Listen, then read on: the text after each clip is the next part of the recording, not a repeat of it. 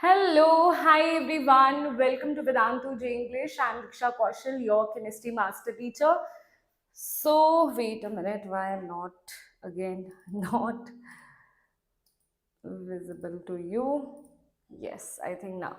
Yes, very good afternoon, very good evening, everyone. How are you all? Students, do let me know in the chat box if I am clearly visible and audible to all of you or not, so that we can start with the session.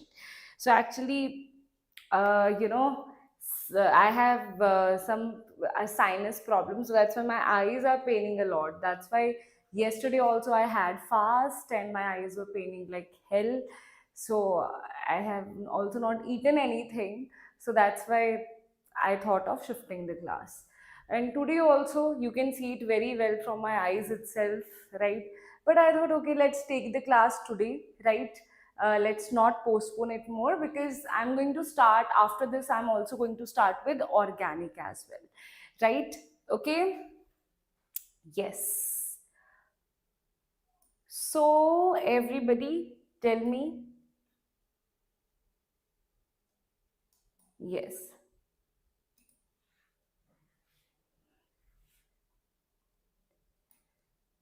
Shall we start with the session? So top 100 JEE PYQs I'll be teaching you, right? Top 100 JEE PYQs. We'll be starting with, this will be actually physical chemistry PYQs only. No organic, no inorganic here. Only physical chemistry PYQs I'll be teaching you, right? Because in physical chemistry, practice is very important for all of you, right? So let's begin with the session. Yes, everybody, tell me. Shall we start? How long this session is going to be? See, this session can be like 5 hours long, considering 100 PYQs I'm going to teach you. So it will definitely take time. But I will, yeah, from all the physical chemistry chapters, okay? So now it's not like I'll be like calculating fully here. I have already taken the snips of the screenshots of the solutions, right? So that is the reason it will take us less time. More time you will take it to solve it, right, in the exam, because I'll be just telling you what to do here, the different type of question, how to solve this, right? Okay, yes. Navneet, you can close the chats, but also, right, be active in the chats as well, because if you don't tell me that you are able to understand or not, then I will feel clueless, right? Okay, so respond also whenever you have any problem or anything, right? So let's start with the questions part, guys. Let's start with the question part. So I'll be starting with, firstly, mole concept, right? Around 15 questions we have of mole concept. So let's start with that, right? Now I have not taken very high level questions here. For very high level difficulty level twisted question, I have taken a different session. These are most predictable questions that mostly 99.9% you will see these kind of questions. But there is always one or two question in the exam, they are like unpredictable. For that I'll take a different session, right? But as of now, I'll take only the I'm taking those questions which are most predictable questions for your JEE 2025 April attempt. Let's start with that. So first question here is CaCO2 and 2HCl they are saying, and this is the reaction it is given to you. Okay, they are saying if 90 gram of this is added to HCl also they have given 300 milliliter. That means I can calculate the moles of both of them, right? Which contains this much HCl by mass. Now here volume is this much, right? But it contains this much HCl by mass, right? And has density of this much. Density is this much. Then which of the following option is correct? That means you have to find out the limiting reagent here.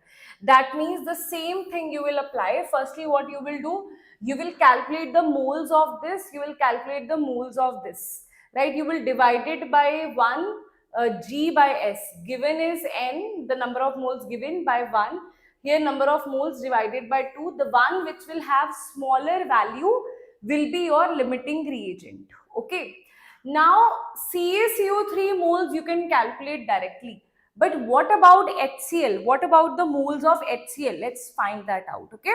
So firstly, what we have is, we have density of HCl solution that is given to be 1.13 gram per milliliter. It is given in milliliter. Volume is given to be 300. We know that density is equals to mass by volume, right? So mass will be equals to density into volume. So we multiplied density and volume and we got the, see, this is in milliliter, this is in milliliter. So milliliter will cancel out and you will have the answer in grams, right? And hence you will have the weight of HCl in grams. Now they have also given another thing. They have also said that you have 38.55% of HCl by mass. That means this is the weight of HCl solution, right? Out of this, only 38.55% is the HCl mass. So what you will say, 38.55% of this mass, that is 339. This percent means nothing but 38.55 divided by 100. So you will say 38.55 divided by 100 multiplied by the mass that you have calculated. Now this is going to be your mass of HCl, right? This is going to be your mass of HCl. Now still they have written it here that this is the limiting reagent. I am not saying that this is the limiting reagent, right? Till now we don't know which is the limiting reagent. We have just calculated the weight here. Weight of CaCO2 you know, weight of HCl you know now, right? Now next is to calculate the number of moles. Number of moles is mass by given weight, right? Molar mass. So moles of CaCO2 will be given mass, that is given to be 90 here, right? By molar mass of CaCO2, that you will calculate it to be 100, because this has 40, this has 12 plus 3 into 16, that comes out to be 100, right? That is, this is the number of moles of CaCO3. Molar mass of HCl is 35.5 is for chlorine, 1 is for hydrogen, that becomes this.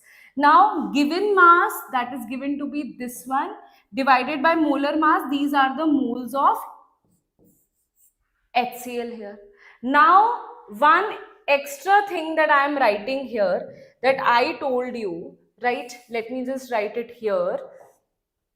You will say CaCO3, this was CaCO3, and here it was reacting with the 2 moles of HCl, right? So this is going to be 0.90 divided by 1. This is 3.58 divided by 2, right? So now you can see this here, right? Wait a minute. Now you can see this here. Which value will be the smaller value? Tell me. Which value will be the smaller value? Approximately this will be the smaller value. This value divided by 2 will still be greater than 1, right? So this value will be the smaller value. So this is going to be the limiting reagent. So you can say CaCO3 is the limiting reagent and HCl is in excess. HCl is in excess here, right? HCl is in excess here. So you can say from the equation we know that 1 mole of CaCO3 needs 2 mole of this.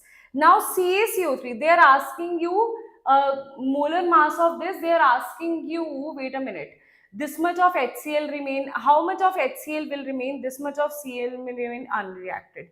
See, CaCO3 will not remain unreacted because this is the limiting reagent. That is not correct. So definitely HCl will remain unreacted here. So we have to see how much HCl will remain unreacted. So we can just apply unitary method here, that 0.90 gram, or you can say 0.90 mole, sorry, this is the moles, right? 0.90, or you can just write it like this. 1 mole of CaCO3 will give you 2 mole of HCl. Then 0.9 mole of CaCO3 will give you 2 into 0.9, right?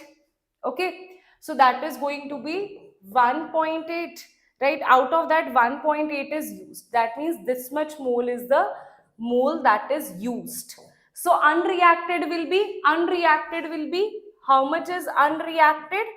Unreacted will be 3.58 the number of moles that you have, minus 1.80, that will be the amount that will remain unreacted here. Is the screen glitching again? Right? Okay, tell me. Is that clear? And that's how you will say this much minus this much, right? Answer will be 1.78. This much amount will remain, mole will remain unreacted. How much mass is there? They are asking you in terms of mass here, not moles. So in terms of mass, you will say this will be number of moles is equals to, you can say mass is equals to number of moles multiplied by molar mass. So number of moles is this much, molar mass is 36.5. So you can just write it here. This will be number of moles of HCl multiplied by molar mass of HCl. And that's how you have this as the answer. Tell me, is that clear? Is that clear, everybody? Tell me. Done? Clear? Right? So that was the first question. Answer is A is the correct answer here. Second question is, I have tried to pick up 26 questions as much as possible, right? So identify the correct statement. There are 5 statements here, and they are asking you to identify these statements. So yes, guys, you can do it. Tell me, there is no calculation, nothing is required in this case, right? Hydrated salts can be taken as primary standards, right? Tell me, everyone here, tell me. Tell me, guys, what is the correct answer? So they're asking you hydrated primary standard that can be used in titrations, okay? So hydrated salt can be used as primary standards, that is correct. Like Mohr salt and all are the primary standards, they can be used as primary standards. Primary standards should not undergo any reaction with air, that is also true. If they are undergoing reaction with air, then how can we actually predict in the experimental right amount of things will, that means the experiment, you will have so many imperfections in the experiment if it is also reacting with the air, right? Reactions of primary standard with another substance should be instantaneous and stoichiometric. Yes, it should be very fast and it should have stoichiometry so that you get the exact amount that how much is used and how much you're going to form. Primary standard should be not be soluble, that is not correct. It should be soluble in water. Primary standard should have low relative molar mass. No, they should have high relative molar mass so that correct calculations can be done here. So answer is going to be A, B, C is the only correct option here, right? Okay, next is A plus 2B give rise to AB2, right?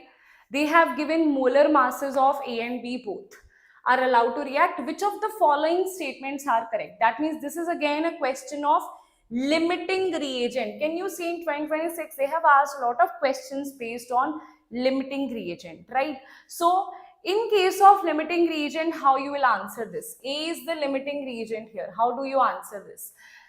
So for that, what I need to do, this will be, I need to calculate 36 by 60. That will be the number of moles of A. The number of moles of B will be 56 divided by 80.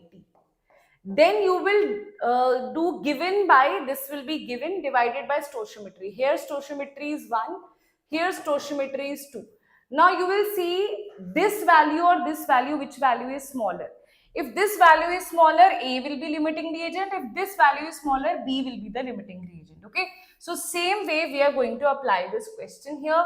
First you will calculating number of moles of A given by molar mass and number of moles of B given by molar mass. Then we are going to do, this is not what we are going to do here. Wait a minute, right? I'll tell you how I gave you the trick, okay? So you will do it that way only, right? So once you have done it, what you will do? You will say A plus 2B give rise to AB2, right? You will say given by stoichiometry. Given is what? 0.6 divided by 1. This is 0.7 divided by 2. This will be 0.6, this will be 0.35. So I can definitely say this is the smaller value. That is why this is going to be the limiting reagent here, right? So definitely A is the correct statement here. They are asking which of the following statements are correct. A is definitely the correct state. Wait a minute, sorry. B is the limiting reagent here, right? This is the smaller. So B is the limiting reagent here. That means this A is incorrect. If A is incorrect, this also cannot be the answer. This also cannot be the answer. Now, I only have to identify if D is in both the case. So you don't have to calculate D.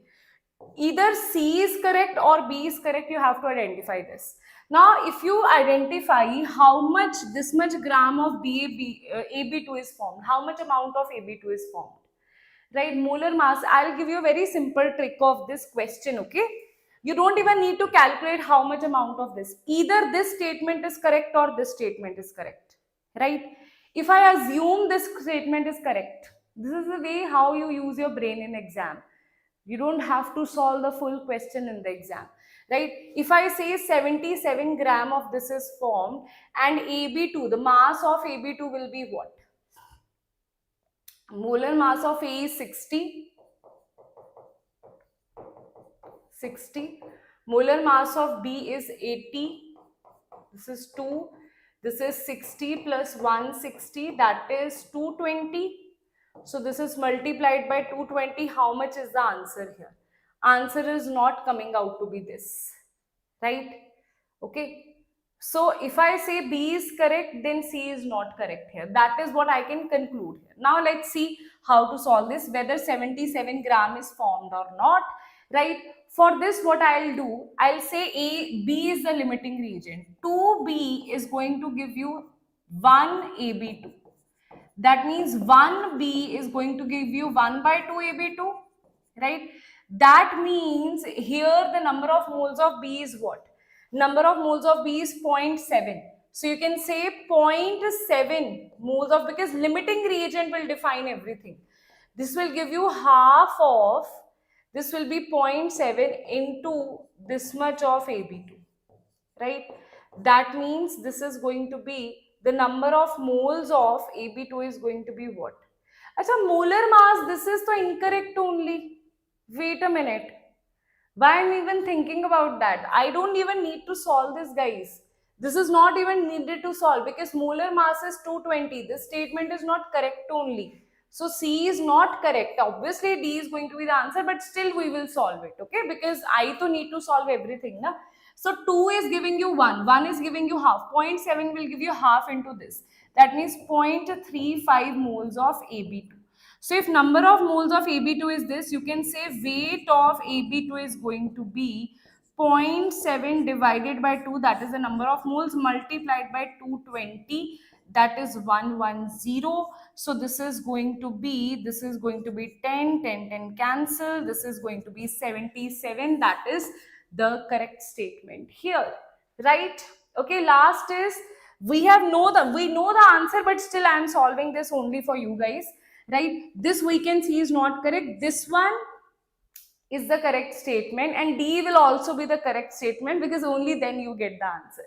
Like 15 gram of A left unreacted after the completion. How much?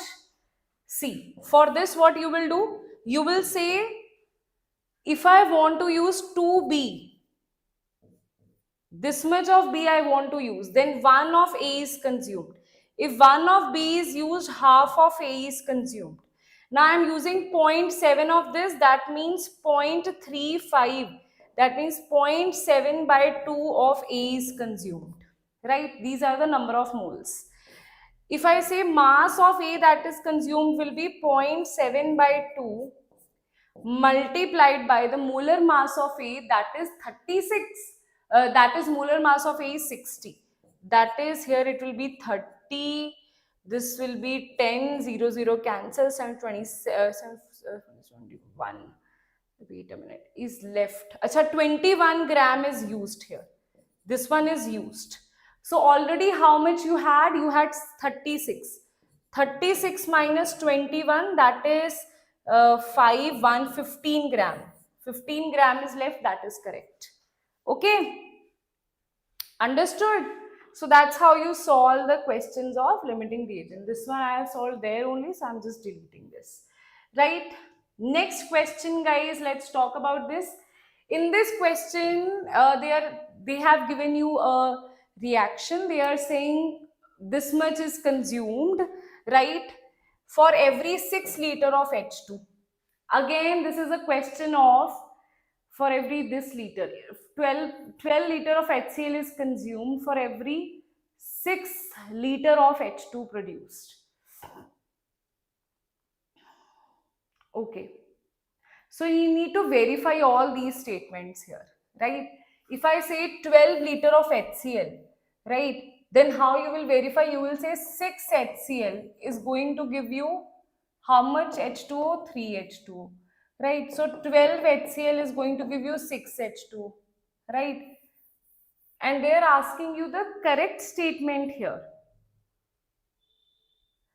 This much is consumed for every 6 liter of H2 produced. That is correct.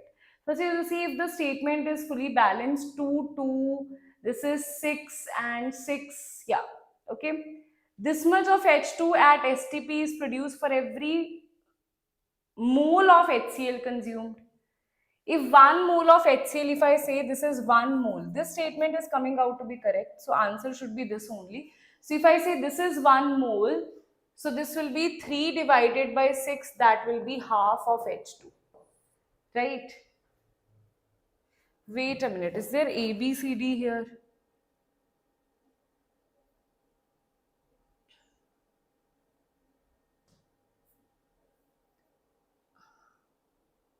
Twelve liter is consumed for every 6. Achha. Okay, I was like, why this is coming out to be wrong? Wait a minute, wait a minute. So sorry. This is aqueous and this is gaseous, and here they have given you, this is aqueous and here they have given you 6 liters of this. Okay, this is 6 moles and this is 3 moles, right? We can't just convert moles into liters, so this will be wrong statement. If I say, how do I write it? If I say 6 of HCl, and for that you need 3 of H2, right? That means here it will be 6 into number of moles into 22.4 liter. This will be 3 into, right? This will be 3 into, if you need 12 of this will be 3 into 22.4 liter. In liters it will be this much. If you say 1 liter, this will be 3 into 22.4 divided by 6 into 22.4, right? And after that, if you say 12 liter, this will be 3 by 6 into 12. So this is not going to be correct here. That is the reason. Okay, so we'll just solve it here. So from the balanced chemical equation, 6 moles of HCl gives 3 moles of H2 gas. That is the balanced chemical equation. Now, if I say you have moles of H2 produced, in case of when you are using 1 mole of HCl, in that case it will be 3 by 6 moles of HCl, that is half of moles of HCl used here. Also 2 moles of Al gives 3. Now if I say 2 moles of Al will give me 3 moles of H2, right? So that means 1 mole will give you 3 by 2 moles of H2, right? So that will be 3 by 2 moles of Al used here. And when you solve this, right, answer will be B is the correct answer. Why? Because simple thing is, when I am saying 11.2 liters will produce for 1 mole, for every 1 mole, if this is 1 HCl, it will produce how much? This will be 3 by 6, that is 1 by 2. In 1 mole, this is half mole. Okay, this is half mole. So volume is going to be number of moles multiplied by 22.4. That is nothing but 11.2. So that is absolutely correct here, right? Okay. So that's how you can just solve this very, very simple question. Next is, by using analysis, 1 gram of compound X gave this much of magnesium phosphate. The percentage of phosphorus in this compound is what? So actually this is a question of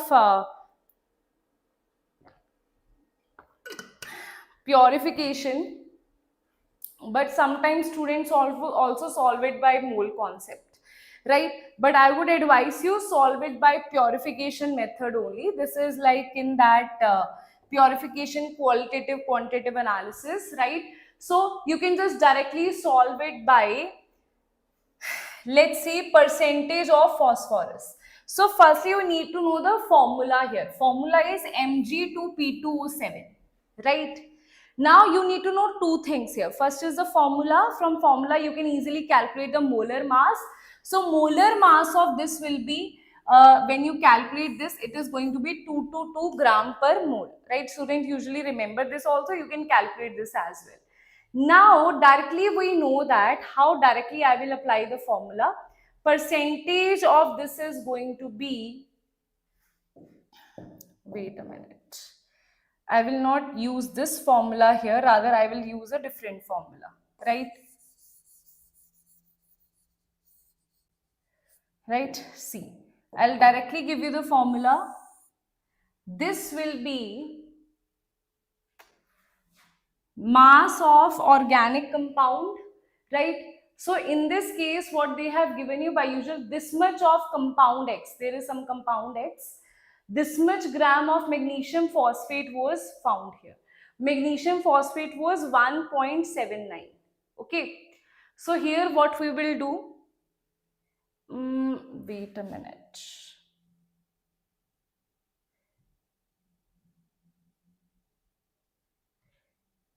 minute, mass of P by total mass of compound. Yes, wait a minute. This is actually, this I'll take the mass of organic compound. Number of moles of P I will write here. That is the mass of P divided by the molar mass of P, phosphorus here. This will be the molar mass of this compound here, right? Okay, so that's how you will solve this. Let me just tell you how. Mass of this compound, mass of P, right? If you say mass of P, here it is find out to be mass, molar mass of P is how much is this? 13, that is 62, right? Now molar mass is given to be 62 here. Molar mass of phosphorus is given to be 62 here, right? Array, wait a minute. I think I have put it wrong here. It is supposed to be molar mass of P, phosphorus, by molar mass of detection compound multiplied by mass of compound. Wait a minute. This is molar mass of phosphorus divided by molar mass of the compound, right? Molar mass of this compound. This is weight of organic compound or whatever compound you have, and this is going to be the mass of this compound. Yes, this is how it is. Okay, so directly use this one. Okay, directly use,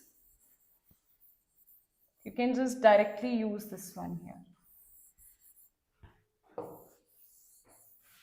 Okay, so directly we will use this here. Always we use it this way only. For example, you have any compound, right? Now here the compound is this one. This is my always detection compound. Okay, actually this is from qualitative analysis. So those, I'll teach you a qualitative analysis, don't worry, in organic, but this question can be, you can also assume it to be a kind of mole concept is applied here actually, right? But I am giving you direct formula from organic chemistry, right? Molar mass of phosphorus in this compound is 2 into 31, that is 62. Molar mass of compound is 222.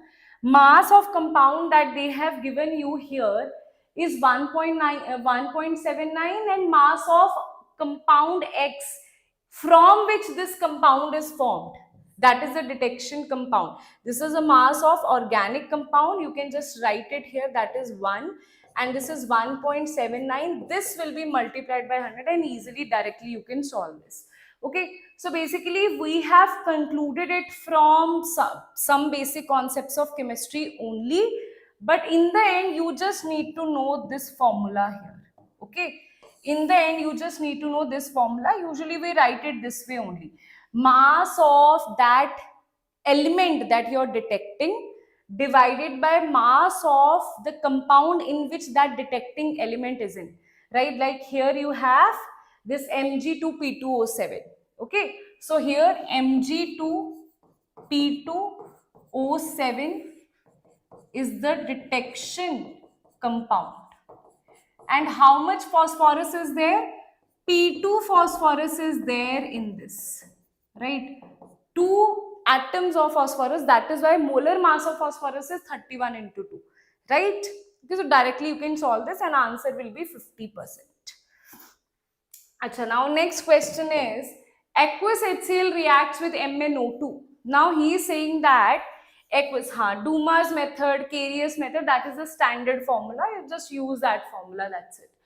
Aqueous HCl reacts with MnO2 to form MnCl2, this and this. First you have to write the balanced chemical equation. What is the weight of Cl2 liberated? Weight of Cl2 liberated when this much of MnO2,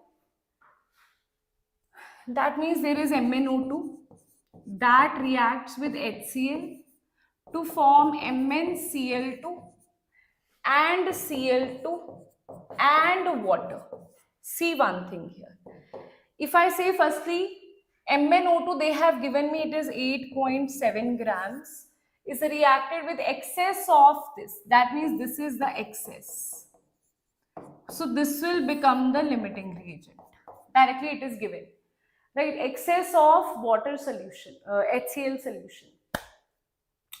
They are asking you how much amount of Cl2 is liberated here.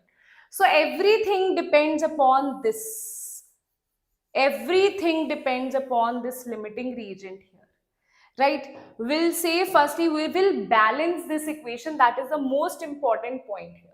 Firstly, after balancing, you can balance this equation, and after balancing, this is the reaction that you will get here, right? Now, what you need to do is you need to apply unitary method here.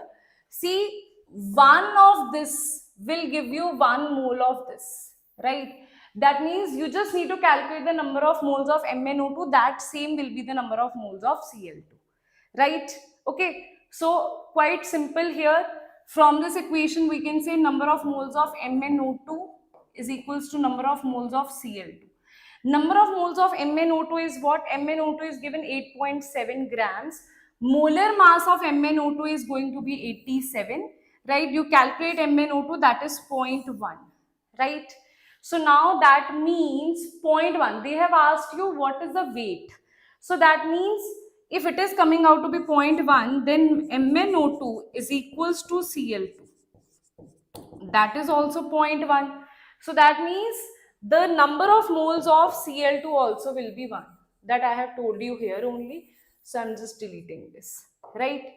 Next is, we just need to convert this number of moles of Cl2 into mass. So what about mass here? So you can just directly write mass of Cl2 will be number of moles of Cl2 multiplied by molar mass. This is 0.1 and this is going to be 71. You solve it, it will be 7.1 grams. So it directly, they have not even asked you to calculate the limiting reagent here, right? So directly you can calculate it to be 7.1 grams. Next question, guys, here it is. This much of calcium metal is allowed to react with excess of HCl.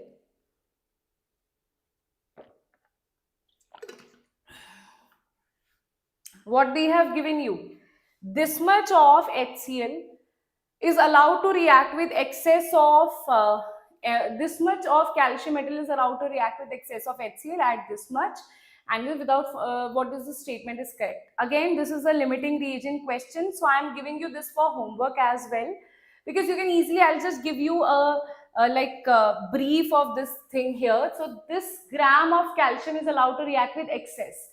That means calcium is the limiting reagent here. Everything depends upon calcium, right? Which of the following statement is incorrect? Calcium is reacted with HCl. First, you need to write the equation here.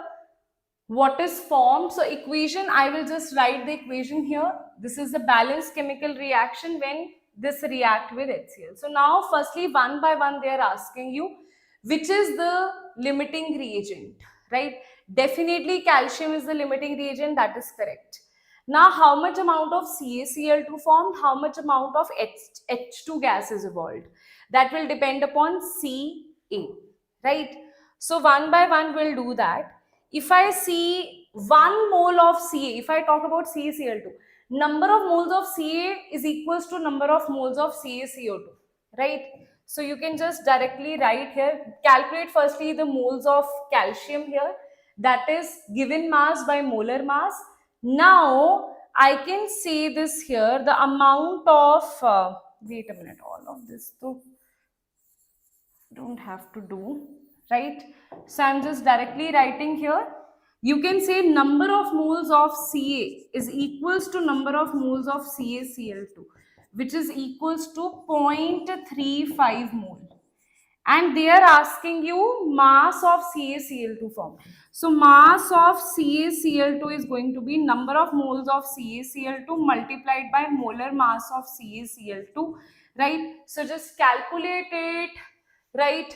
This all, and even with H2 it is the same thing, right? So you can say, let's talk about the next thing here, molar mass of CaCl2, just uh, put here and you will get your answer. Same with this thing, same with this thing, okay? Same with H2, you can write number of moles of H2 is equals to number of moles of Ca, that is 0.35. So volume of H2 is going to be 22.4 into 0.35, and that is going to be your answer, right? Okay, so out of this you will solve this fully. Mass of CaCO2 will be number of moles multiplied by the molar mass, that is going to be 38 point this, right? And that's how you get your answer. Here it is coming out to be 38.85 and here it is 33.3 gram, right? So that is why it is going to be the incorrect answer here. Here you can also calculate the mass of H2. Mass of H2 is number of moles of H2 multiplied by the molar mass. So that is 0.35 multiplied by 2, that is 70, right? Okay, so everything, this is correct here. This much mole of H2 gas is mole is correct here, right? This is correct here. This much liter is correct. This is wrong here. So answer will be B is the incorrect statement here. Simple, right? Okay. Let's move to the next question, everyone. Yes. Let's move to the next question here. That is 0.25 gram of organic compound A containing carbon, hydrogen and oxygen. Three things it contains. Carbon, hydrogen and oxygen was analyzed using combustion method. Combustion method they were using. Okay. There was increase in mass of CaCl2 tube, and this is a very important and interesting question. It's a very different question, okay?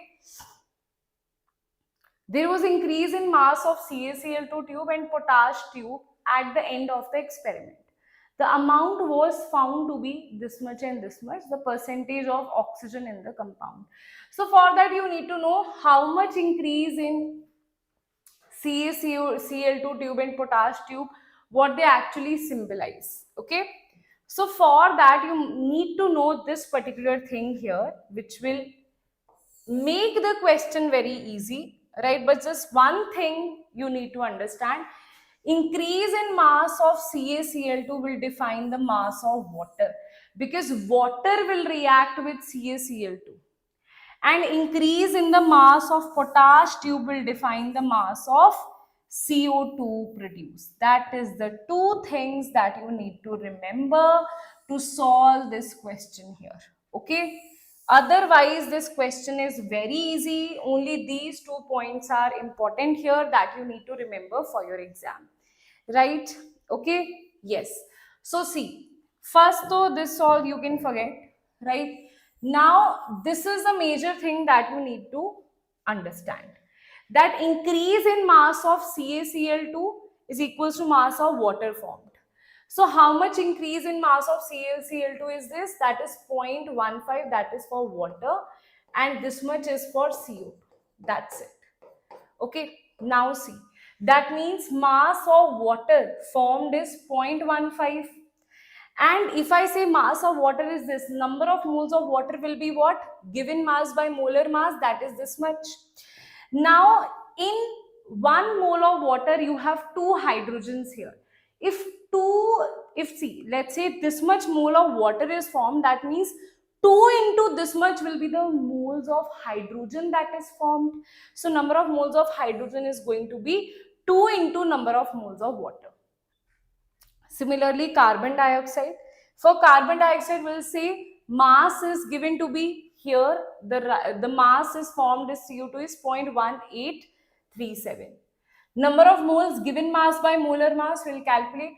Now, in 1 carbon dioxide, you have 1 carbon, right? So that means number of CO2 moles is equals to number of carbon moles, that is the same, right?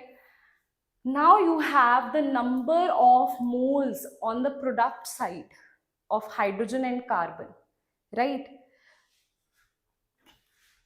Now, before the experiment and after the experiment, hydrogen will remain same, the weight, carbon weight will remain same, and oxygen weight will remain same. So number of moles of hydrogen here is the number of moles of hydrogen in the organic compound. Number of moles of carbon here is the number of moles of carbon in the organic compound. So you can say this here that mass of hydrogen here will be number of moles multiplied by mass of one hydrogen atom is 1. This is a mass of molar mass of one hydrogen atom. Molar mass of hydrogen atom is 1, right? That is why number of moles multiplied by the molar mass, this is the mass that is conserved.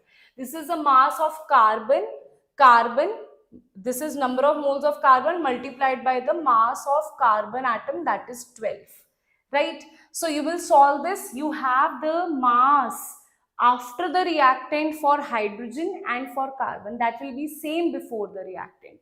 Now total organic compound has this much mass. So this is the mass of organic compound minus the mass of hydrogen minus the mass of carbon will be the mass of organic compound, isn't it?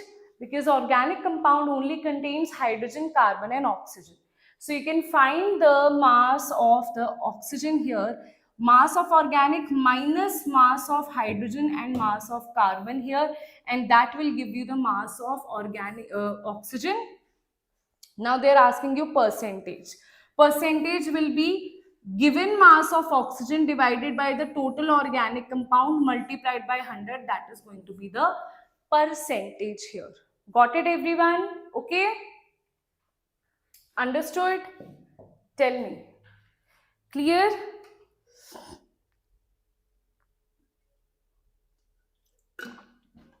See, that depends whether the options are very far away from each other or options are very near to each other. According to that, you will take. Right? Okay? Yes. So, now next question is, you have X milligram of pure HCl. Okay?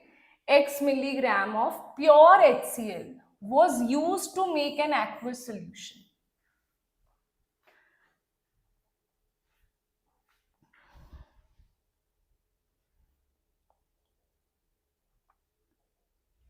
Chalo.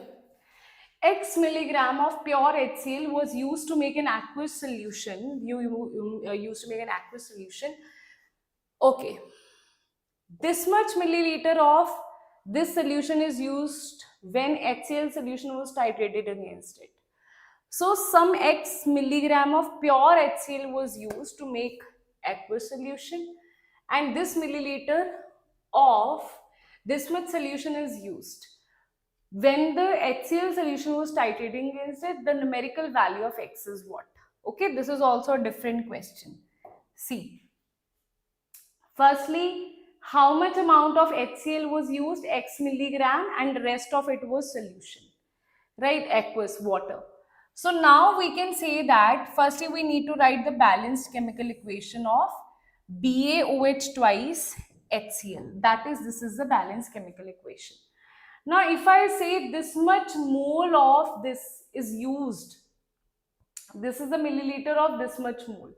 So that means we know that which are molarity is equals to number of moles divided by volume in liter. So number of moles will be molarity into volume in liter.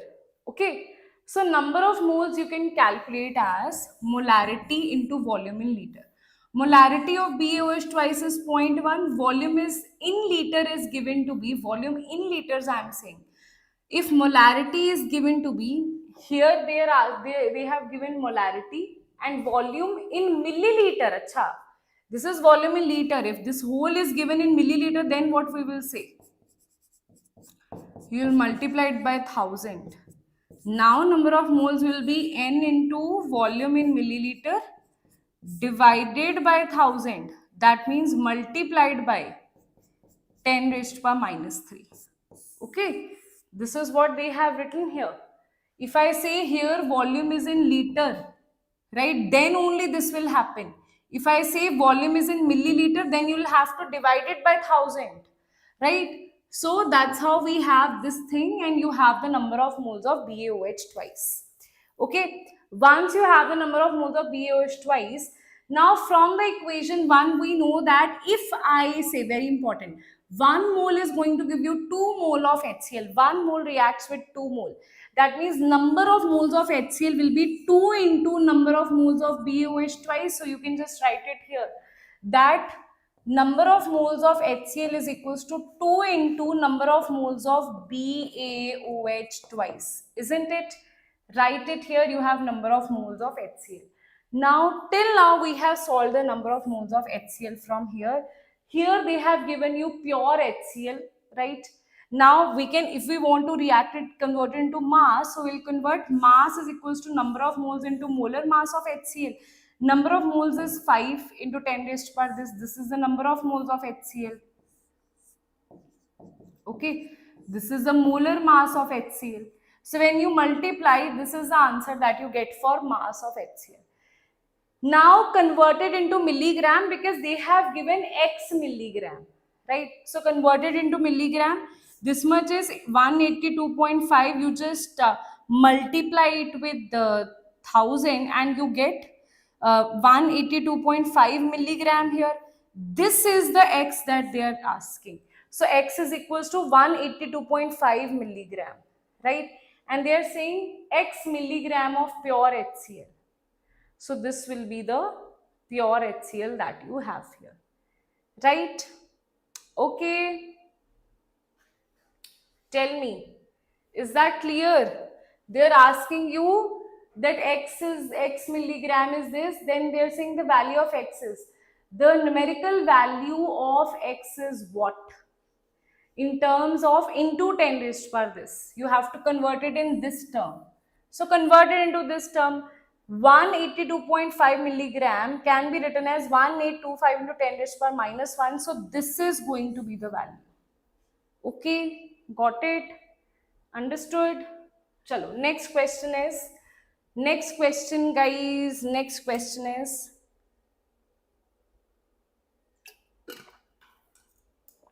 right now I am doing mole concept, okay?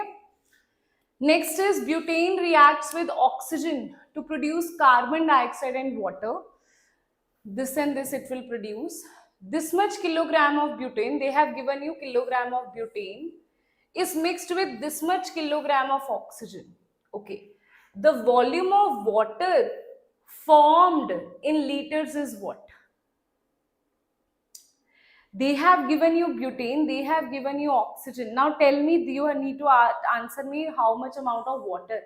This you can do it yourself as well. I am giving you this for your homework, right? How to solve this? Yeah, every question is depending upon balance. Mole concept is, if you have not balanced the reaction, answer is automatically, you will not be able to apply stoichiometry or limiting reagent, anything you won't be able to apply. Okay.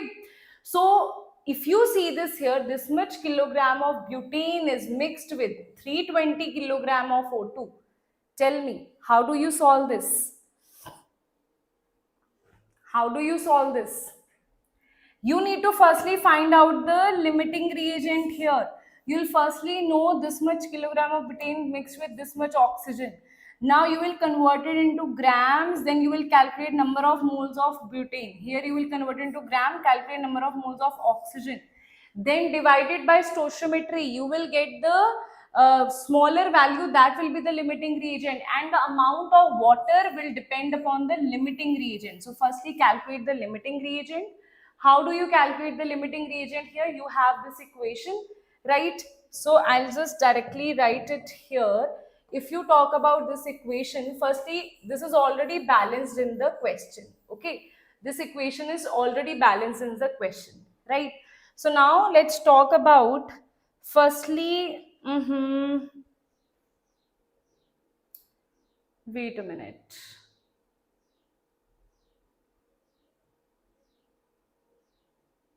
I'm just seeing that which calculation will work for us.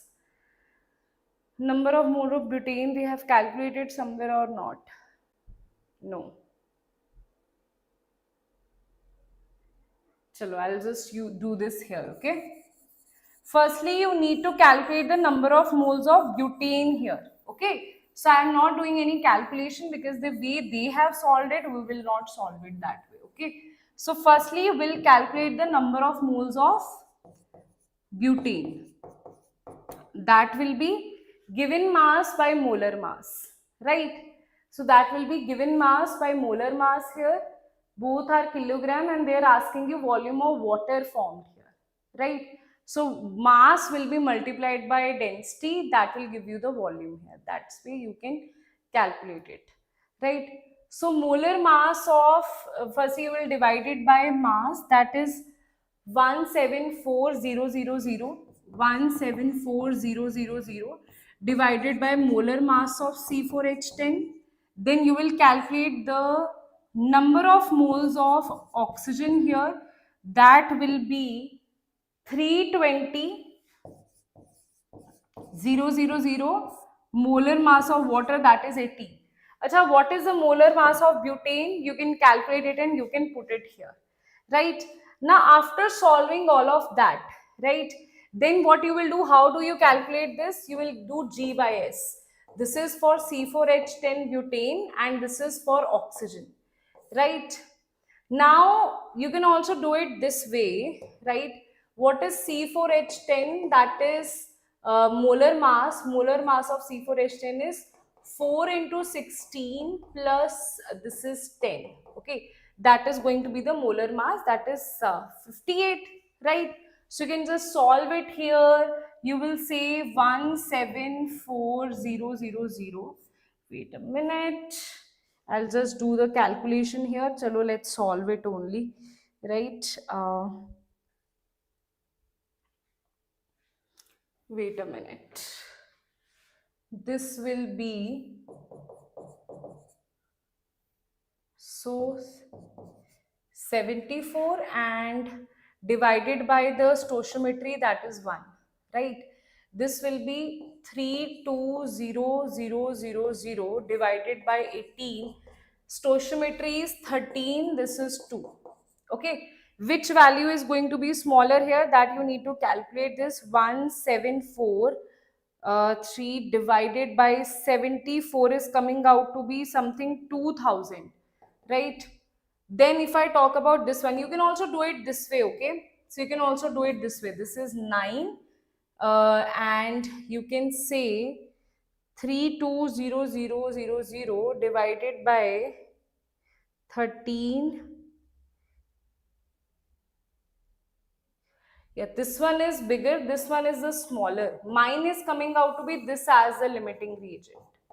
Okay, wait a minute, let me see. 174, very small difference you have here, right? This one is coming out to be the limiting reagent. Oh, mass of this. Oh, oxygen I have written, that's why it is coming out to be wrong. My bad, my bad, my bad. So sorry. Right, yes. 32. I just wrote water here, I think. Yeah, 32. Then to it is easy calculation. Then the calculation is not difficult. Now the calculation is making more sense. Right? Now the calculation is making more sense. Right? Why? Because it will be here 2 and this will be 32 cancel. Now I can see this is 2 by 13, right? So it is approximately 6 here. This is definitely, this is going to be the smaller value here, right? Now it is visibly seen that that is going to be the smaller value here, right? You can also directly calculate it. Basically, you can see that it is smaller value, but still you can calculate it. That is coming out to be something 15,000, 1500. So definitely this is a smaller value now. This is the limiting reagent and this is the excess. Once you know what is limiting reagent, what is in excess, then easily you can answer this. Now you need to calculate the number of moles of oxygen. Number of moles of oxygen here, that is the limiting reagent. That is going to be what? 10 raised to power 4 here. Now everything is super easy. Once you have calculated this, what they have asked you? They have asked you the mass of, they have asked you the volume of water here. Volume of water. So for that, first you calculate the moles of water here. Moles of water, you can see number of moles of water, how you will apply the stoichiometry. You will say 13 by 2 of oxygen gives you 5 of water. It means 1 of oxygen will give you 5 by, this is 13 into 2 of water. This means if I say 10 raised to power 4 will give you how much? 5 into 2, that is 10 by 13 into 10 raised to power 4 is the number of moles of water here, right? Now these are the number of moles of water that you got, right? Okay, understood? Yes. So these are the number of moles of water, and you can see 10 raised to power 5 divided by 13 is coming out to be the number of moles of water, right? So once you have number of moles of water, right, you can calculate the you can calculate anything. You can calculate the volume, you can calculate the mass here. So you can say number of moles of water is coming out to be 10 raised to power 5 by 13. So mass of water is coming out to be what? 10 raised to power 5 by 13 into, right, into molar mass of water, that is this much. Okay. So mass you have calculated, that is coming out to be 1.3846 into 10 raised to power 5 grams. Now once you know that, this also we know. Now see a very simple thing. Density is equals to mass by volume. So volume is equals to mass by density, right? Mass you have calculated here, and density is also given to you 1 gram per milliliter, right? 1 gram per milliliter they have given you, 1 gram per milliliter. And this is also given to be 1.3846 into 10 raised to power 5. This is in grams, this is in gram per milliliter. So answer will be 1.3846 into 10 raised to power 5 milliliter. Now see, have they asked you this in liters or milliliters? They have asked you this in liters, right? Now you will convert it into liters, okay? Then after converting it into liters, this will be the answer that you will get. Okay, done everyone, right? Chalo. Next is an organic compound weighing. Now next is, there is an organic compound that weighs how much?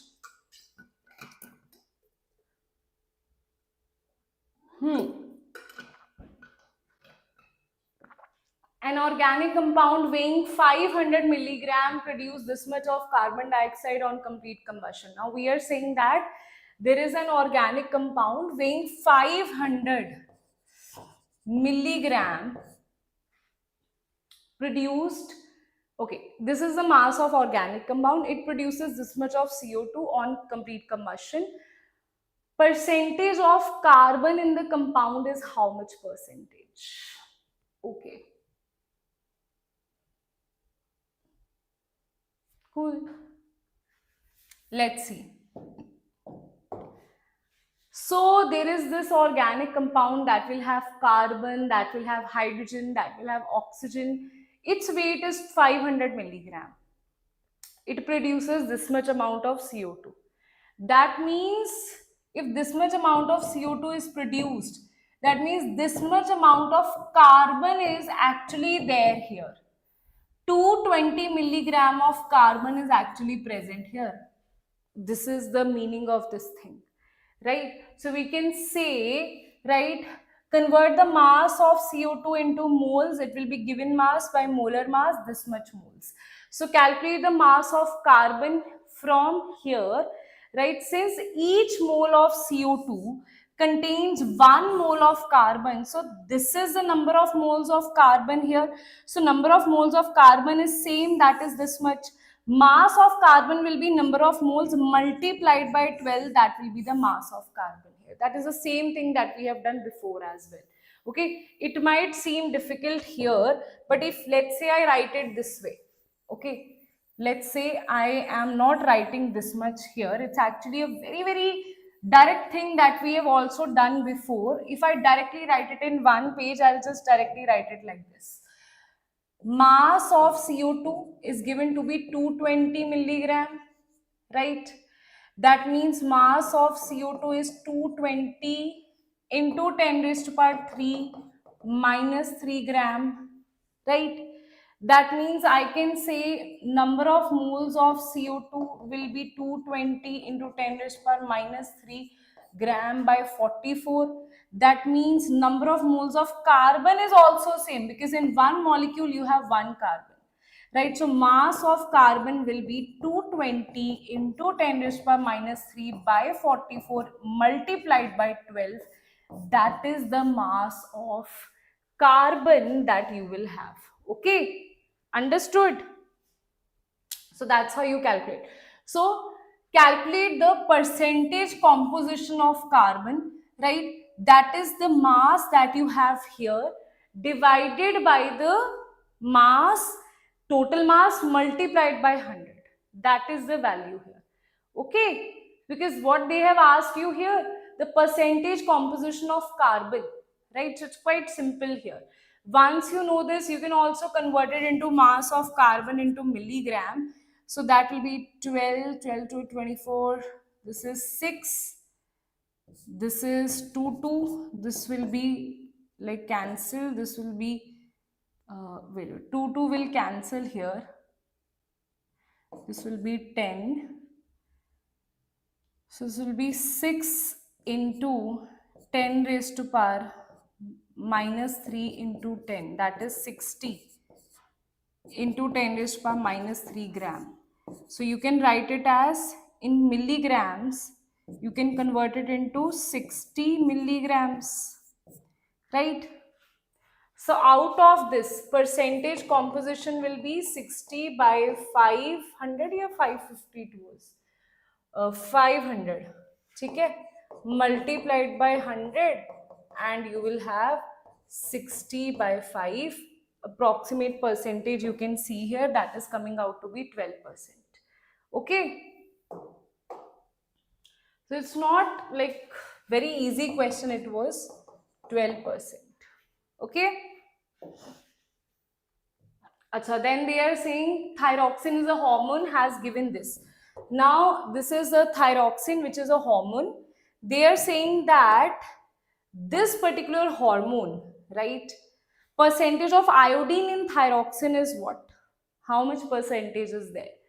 So see how much iodine, 1, 2, 3, 4. 4 iodine is there.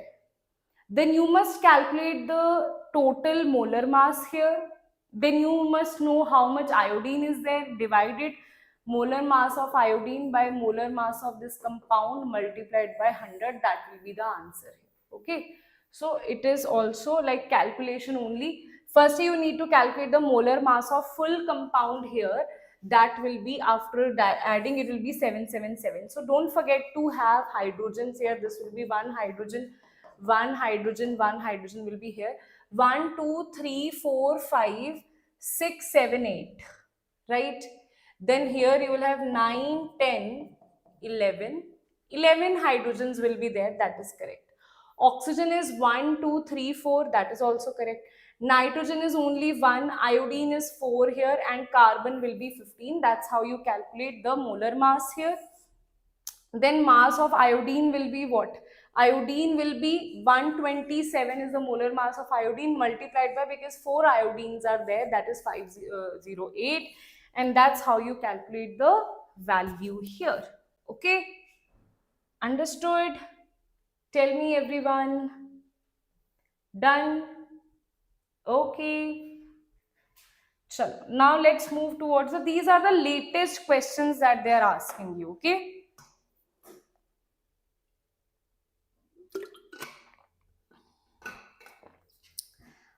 Now let's move to the second chapter, that is structure of atom. Okay. Let's move to the second chapter, guys, that is structure of atom. Clear? Clear? Yes, tell me. Clear? Tell me, guys, tell me. Done? Wait a minute.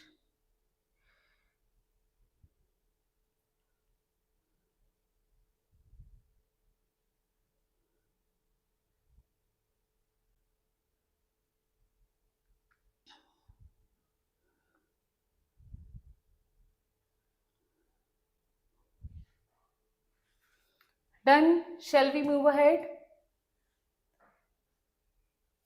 Yeah. Okay. Structure of atom. Let's see second chapter here. That is the wavelength of photon A is 400 nanometer. The frequency of photon B is this much. The wave number of photon C is this much. The correct order of energy. Okay. So wavelength E is equals to hc by lambda. Based on frequency, it is h mu. Based on number of wave number of photon, because 1 by lambda is photon, so it can be written as hcv bar. Okay, these are the three formulas that we are discussing here, right? These are the three formulas that are being used here, right? Now if you look at these formulas, energy is equals to, firstly I'll calculate for A will be hc by lambda. Lambda is 400 nanometer. Now guys, if it is written in nanometer, just use 1240 divided by lambda in nanometer. This is also what you can use, 1240, right? But here energy will be in electron volt.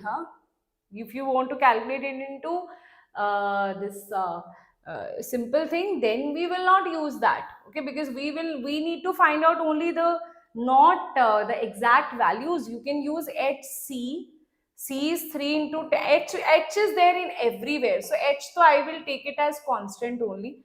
This is 3 into 10 raised to power 8. This is 400 nanometer. You can convert it into meter. Okay, so here I'll use hc by lambda. For B, it is going to be frequency is this, so it will be H, and then mu is what? Simple mu you can use. For C, it is energy is equals to, this is for A, this is for B, this is for C. This is going to be H, C, and here also converted into meter. Wave number, you will have this wave number converted into meter, right? Now all you need to do is just calculation, nothing else. For wave number of A, it is 400 nanometer, right? For B, it is lambda. This also, wait a minute. They are asking you wavelength or energy? Energy, na? Okay. See, energy of anything else they have calculated. So they have just calculated a very smartly. It is actually very smart move. They have not even calculated the energy. They are saying just calculate the lambda, and a lambda is inversely proportional to energy. Order of lambda will be inversely proportional to energy. Just calculate the value of lambda. So they have just calculated the value of lambda. Here it is 400 nanometer. If I talk about this, lambda is equals to C by mu, right? When you answer this in nanometer will be 30 nanometer. C is 1 by wave number is 10 raised to power 4. This is in centimeter. Converted into nanometer, that will be 1000. So you can say for lambda, the value is maximum for C, then it is for A, then it is for B. So energy will be like this, BAC. So energy will be this order. Okay. Acha, next is the wave numbers of 3 spectral lines. They are saying 3 spectral lines are there of hydrogen atoms are considered. Identify the set of spectral lines belonging to Balmer series, right? 3 spectral lines. Acha, tell me Lyman Balmer. Balmer means N2 is going to always, N1 is always going to be equal to 2 here. That means that is the Balmer series, right? Now they are saying that you have to find from the Rydberg equation. And this is for hydrogen atoms, so Z is eventually going to be 1 only. Right, Rydberg also, R also you don't need to put the value, so it will be 1 by lambda is equals to R, you can say it will be 1 by lambda RZ square, this is 1 by N1 square minus 1 by N2 square. So it can be written as R 1 by N1 square minus 1 by N2 square. You know the value of N1, so you can put it here. This will always be 1 by 4 minus 1 by N2 square, right? Now this is the general value, right? Now if I put here for N is equals to, N2 is equals to 3, right? You can have the value, that is, they're asking you identify the set of spectral lines belonging to Balmer. The wave numbers means 1 by lambda, that is this. Wave number corresponding to 3 will be R, this is 1 by 4 minus 339. This you will solve. For 4 you will solve this R, this is 1 by 4, 4 is 16. Then you will solve for fifth one, that is R, this is 1 by 4, this is 5, 25. Then you will solve for 6, this is R, this is 1 by 4 minus 6, 36. Okay. So you have to solve this properly and you will see which one of them matches here, right? For example, for N2 is equals to 3, the answer after solving it is coming out to be 5R by 36. That is definitely correct. After solving this, it is coming out to be 3R by 16. After solving this one, it is coming out to be 3R by 16. This is 21R by, take the LCM and solve it. Now, if you see, the values that are matching here are these 3 values. So, answer is going to be A is the correct answer here. Right? Okay. Tell me.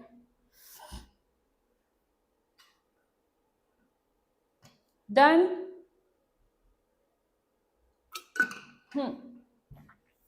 It's not like you have to take it 4 only, right? It's given Balmer series, that's why I'm taking it as 4. Okay? Done? Acha. Now let's see the next one. This is a very simple question, right?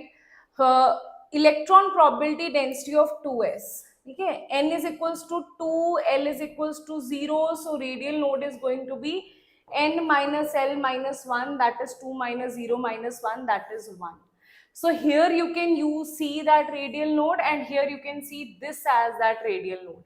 So answer is, they are saying which of the following figure 2 most accurately represent nodal surface, that is B is representing. So answer is going to be B is the correct answer here. Okay, understood? Yes everyone. Next question here. Next is the wavelength of spectral lines obtained in spectrum of lithium 2 positive, hydrogen, helium, lithium. Lithium means Z is equals to 3. Okay.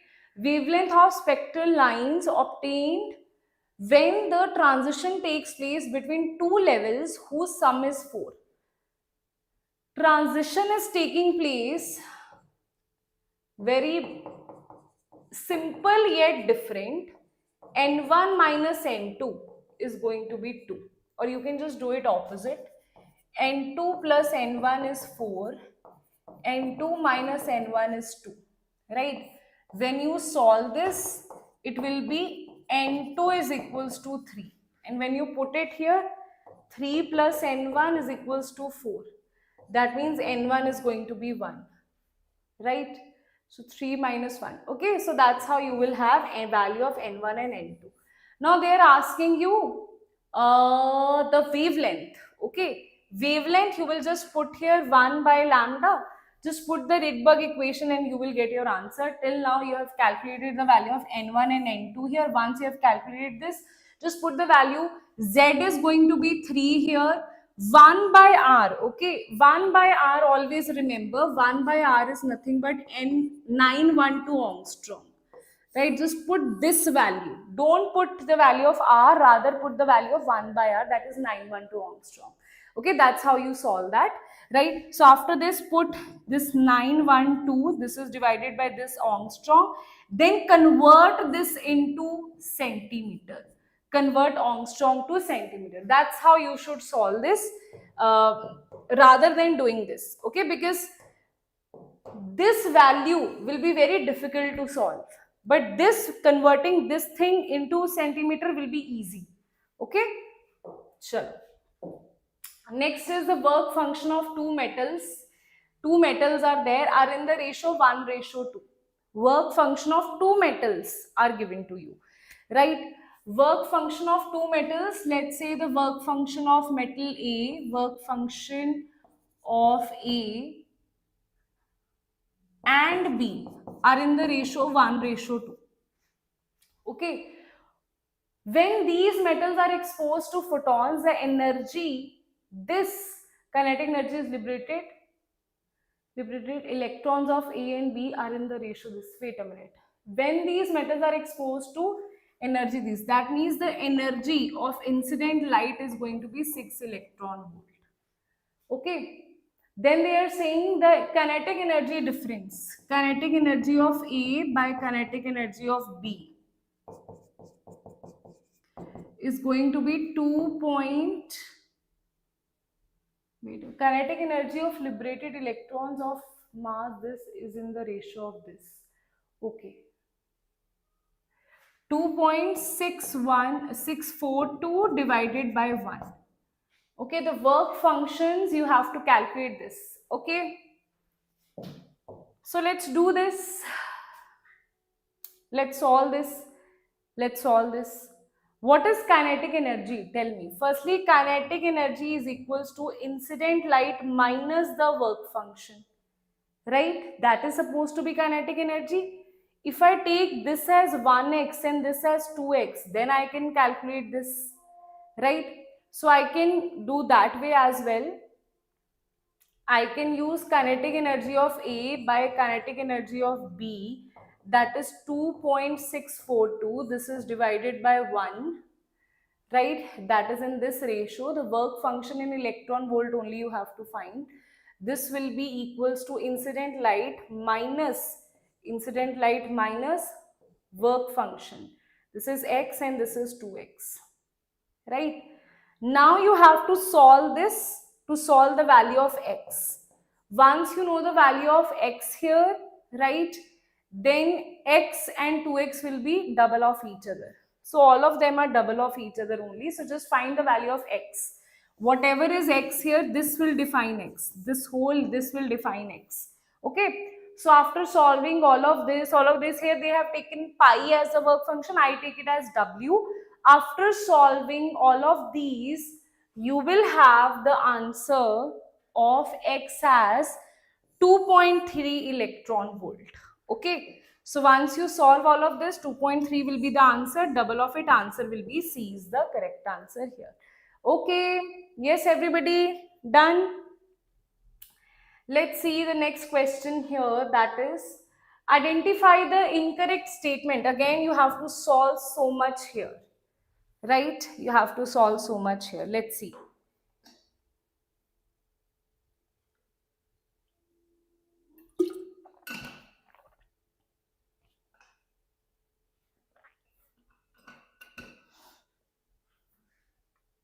Let's see. Identify the incorrect statement here. Who will tell me? Identify the incorrect statement here. Who will tell me the incorrect statement here?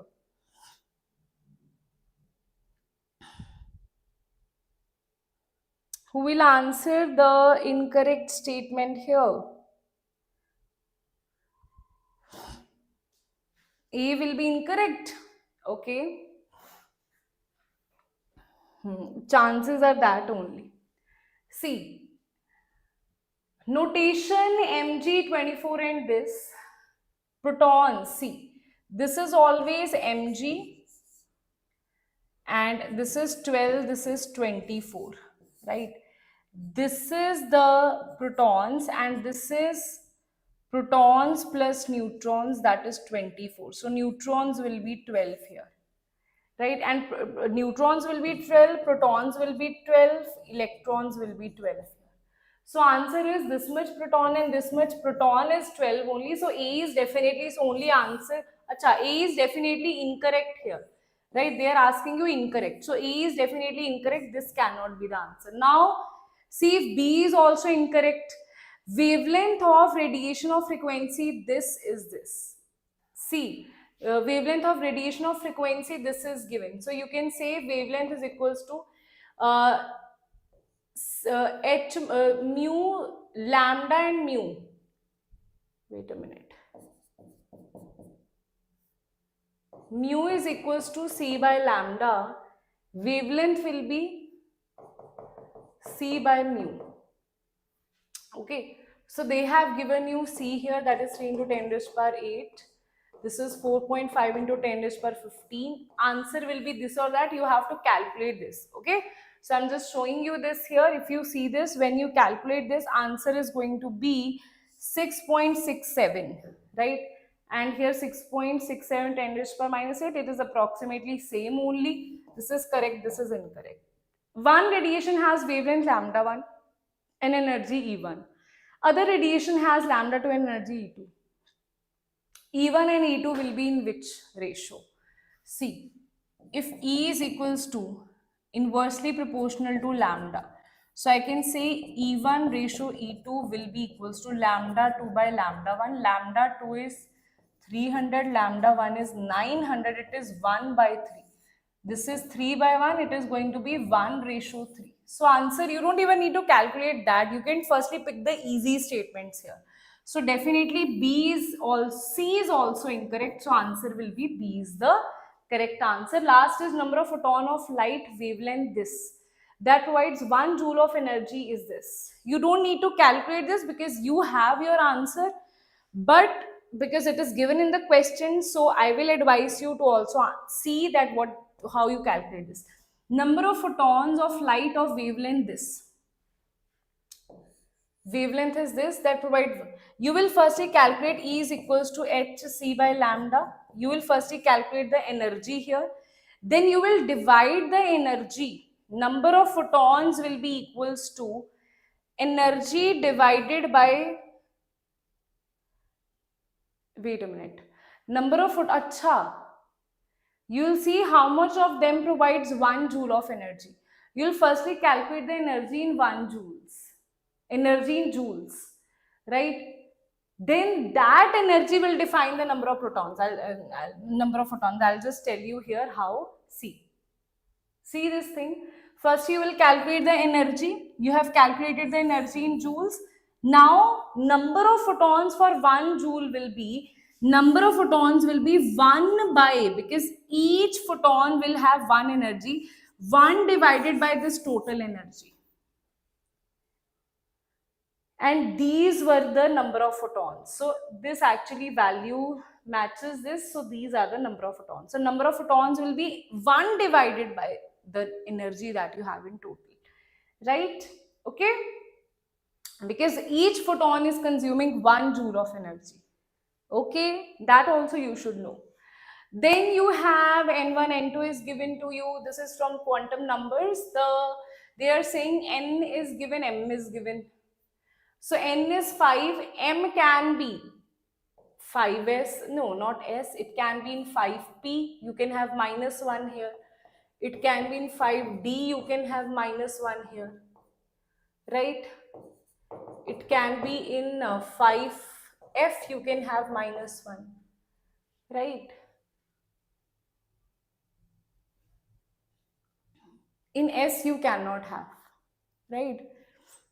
See, n is 5. See, one thing, n is equals to 5, so L will be equals to 0, 1, 2, 3, 4, right? 1, 2, 3, 4, 5. ठीक है. That means it will be S, P, D, F, G. So for G also it can be true. That means 5G also can have -1. Because S will not have -1. P will have -1 because it is 1. So because value of M is -1 to value of this is -L to +L. So this will be -1, 0, +1, -1 is there. D also -2, -1, -1 will be there. F also -3, -2, -1 will be there. G also -4, -3, -2, -1 will be there. So in this case, all of them has 1, 1, 1 and each orbit has 2 electrons. So answer will be number of electrons here will be 8. Here it is 3, L is 2. L is 2 in case of D. In D, they have mentioned this orbit, that is -1. Okay, it will have only one orientation they are saying, that means one electron they are talking about. So it will be 1. So answer will be 8 and 1, that is D is the correct answer here. Okay, understood? Got it, everyone?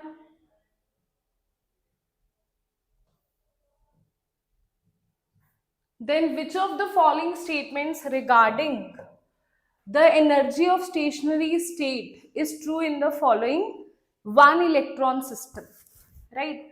One electron system, all of them are one electron only, which was showing regarding the energy of stationary state. For this Bohr model, they are asking you. So Bohr model energy, they are saying energy of stationary state for which is following statement regarding the energy of stationary state is true in which of the following. Okay. So you need to know the value of energy in joules, then put n is equals to 2, then see whether value is this or not, then put n is equals to 1, this or not, then put n is equals to this. So here n will be equals to 2 and z will be equals to 2. Here n will be equals to 1, z will be equals to 2. Here n will be equals to 2, z will be equals to 1. Here n will be equals to 3, z will be also equals to 3. Right? They are asking which is true here. Right? So just see, very simple. This is the formula. Wait a minute, formula is not directly written here, so I'll just write it here. Right? I'll just write the formula here. See? En is equals to minus 2.18 into 10 raised to power minus 18 z square by n square. Okay. Done. This is the formula that you will use. That's it. Now the nothing is there. Now if you put, like I told you, for second orbit of helium, this will cancel, answer will be this. That is correct. Wait a minute. Have they given you this thing? They have given you minus of 18. Right? Wait a minute. Wait a minute. They have given you minus of 18. Have they given you minus of 18 here? Wait a minute. So they have given you positive here. Positive, this is minus of, I put, wait a minute. They have given you positive here.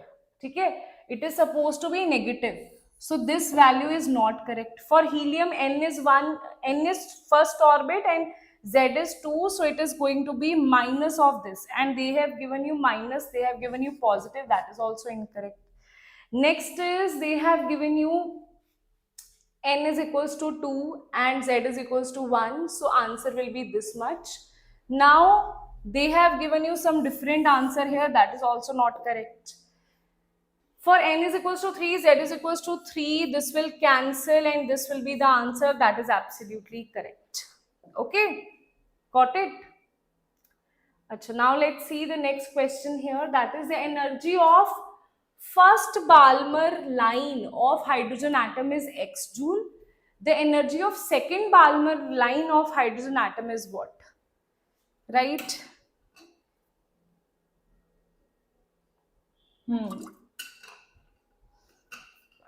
A is positive. So positive, though, you can just directly eliminate that. This can never be the answer. The question, you just needed to solve these two things. The positive can never be the answer, right? Okay. So next is the energy of first Balmer line. That means N1 is equals to 2. First Balmer line. First Balmer line means N2 is equals to 3. That means this will be N1. First means N1 plus 1. That means 2 plus 1. That is 3. Hydrogen atom means Z is equals to 1. The energy in joules for second Balmer series. Okay. They are saying this is x joule. Okay, this is a comparison system. You need to compare it. So you will have 1 by lambda. The energy they are saying. Energy you can then calculate, right? Here Z is always going to be 1. In this case, for the second line, N1 is going to be 2 only. But N2 is going to be 2 plus 2, that is 4. Okay, that is the difference. So how you will calculate this? Just directly know that energy is equals to, if they are asking you this in electron volt or anything, they have asked you this in joules. Okay. So you can put it in joules. If you put it in joules, this will be minus 2.18 into 10 raised to power minus 18. Right? Okay. Now you don't even need to focus on whether it's in joules or whatever, because this is eventually going to cancel only, right? This and this will eventually cancel. So just see 1 by N1, just write it here, E1 by E2 is equals to 1 by N1 square minus 1 by N2 square divided by 1 by N1 square minus 1 by N2 square. This is for dash. In this case, E1, they are saying that E1 they have given to be X. E2, we don't know what it is. They are asking you E2 value in terms of E1. Okay, instead of solving like this, I am asking you to solve like this. Okay, so this is 1 by N1 is same in both the cases, that is 2 only. Here N2 will be 339. This is also 1 by 4. Here N2 will be 4. So 4, 4, 16. Solve this and you will get your answer. Okay. Solve this and then you will get your answer here. Tell me.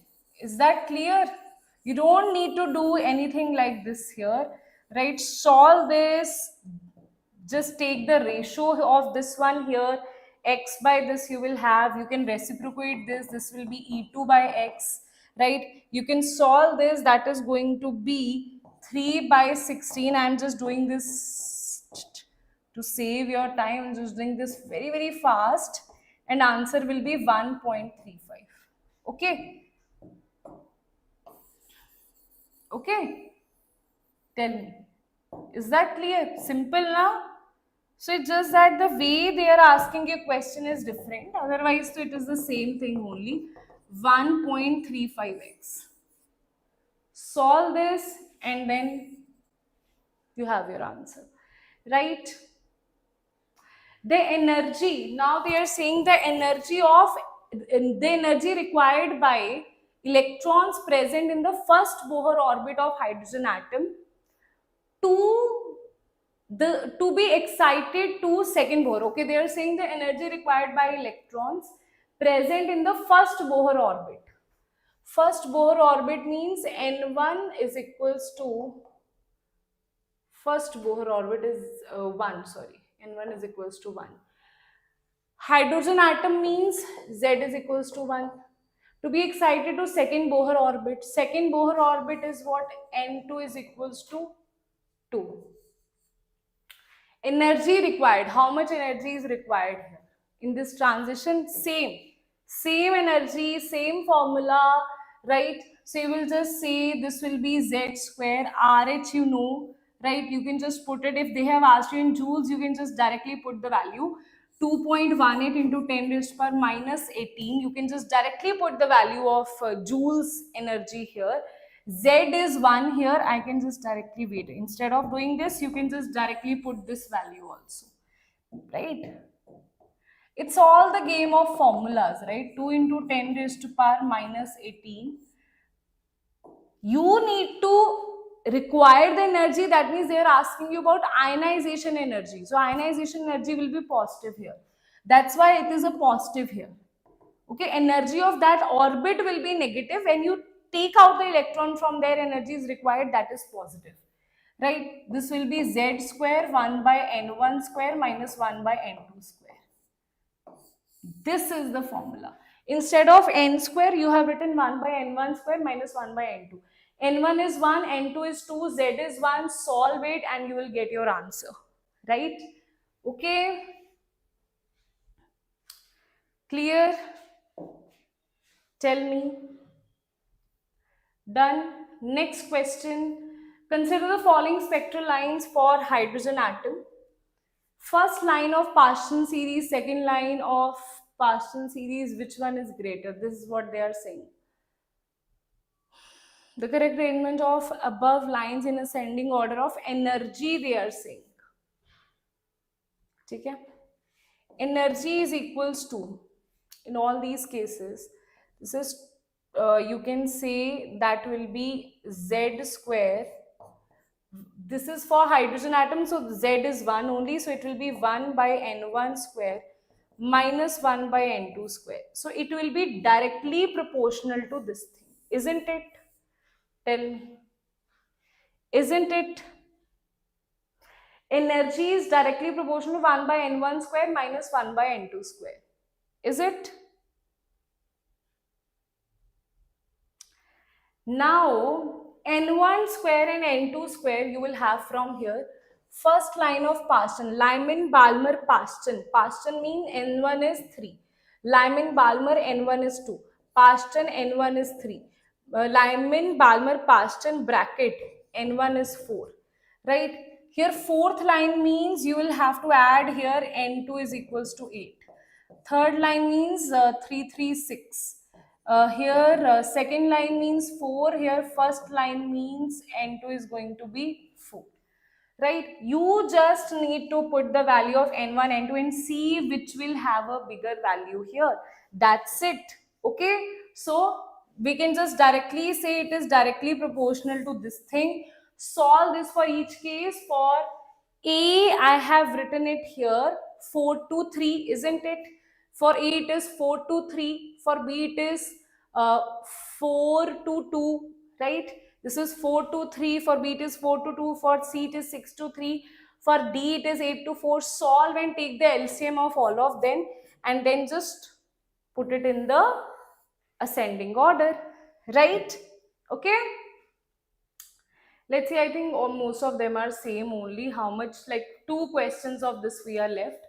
When an electric discharge is passed, now they are saying that when an electric discharge is passed through gaseous hydrogen atom, right? This is, I am trying to tell you that what is the pattern of 2026. That's why I picked latest questions here.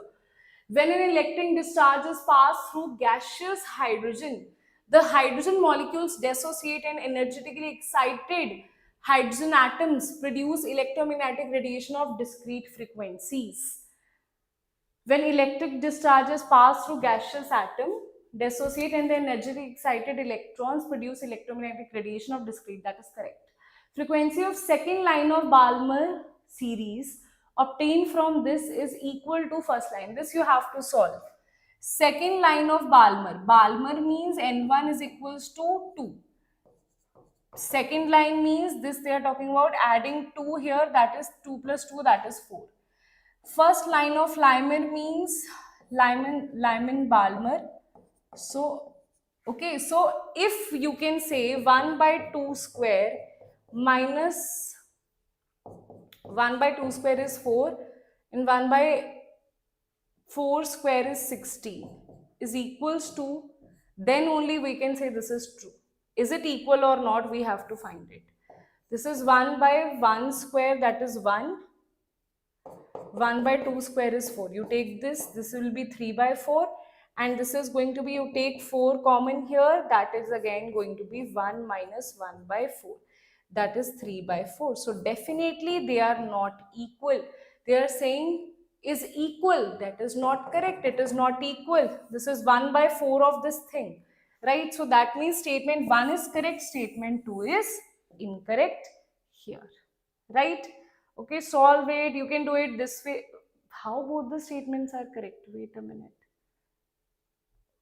Atom is different, kya? Wait a minute, wait a minute. Oh, oh, yes. So basically, the problem was that they are asking about this is z is equals to 2, here it is z is equals to 1.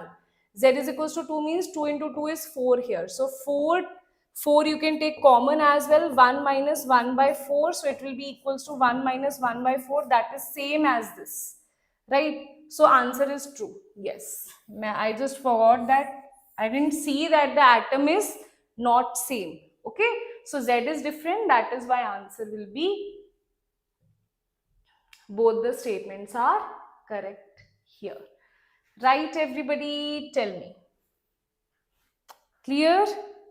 Okay. Yeah, I just thought both are hydrogen atoms, so that's why I just ignored it. But yeah. Okay. Done. Yes, break is definitely available, right? So now I'll give you break of 10 minutes, and after that we'll do redox reactions, okay? After that we'll do questions of redox reaction. So what is the time? It's 6:08, so I'll give you break till 6:20. Okay? Chalo. Okay then guys, I'll give you break till 6:20 and I'll see you after that. Yes. Okay, bye bye. See you all after the break.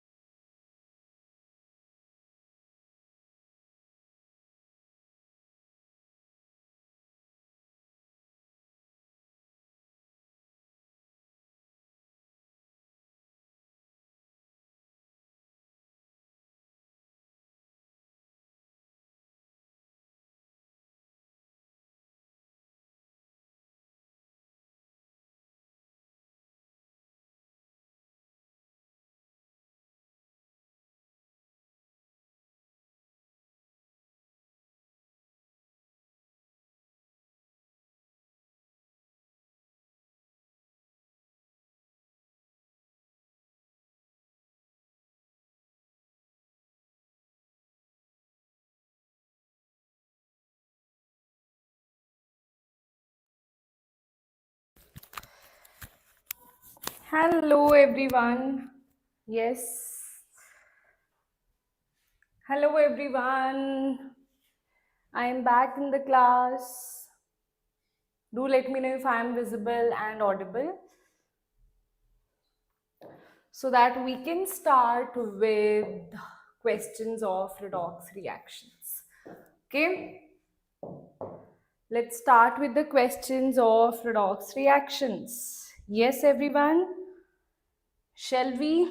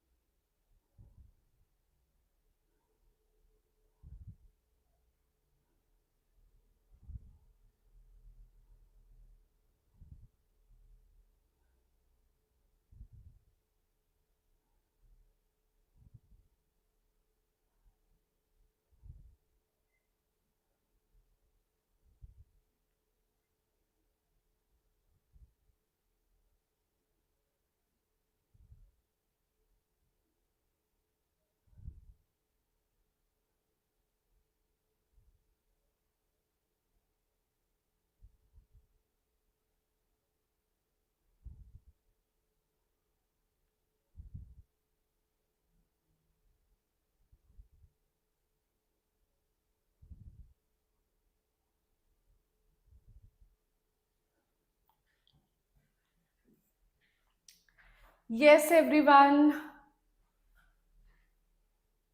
Let's see. Okay. So the first question of redox reactions is 500 milliliters of 1.2 molar Ki solution is mixed with this much of KMnO4 in basic medium. So KMnO4 is treated with Ki. In the basic medium, the liberated iodine is produced here. Then they are saying with the iodine, we reacted it with Na2S2O3 in the presence of starch. In the presence of starch, this iodine is going to give you I negative. This will be color, blue color. This will be blue color and this will be colorless. This is iodometric. This particular reaction you have already done in DNF block as well, and also you have done this reaction. You can solve it via redox reactions also. Okay, so they are saying that 500 milliliter, they have given you something about this, that is 500 milliliter, and this is 1.2. This is 1.2 molar of Ki solution. Just give me a second, guys. I think.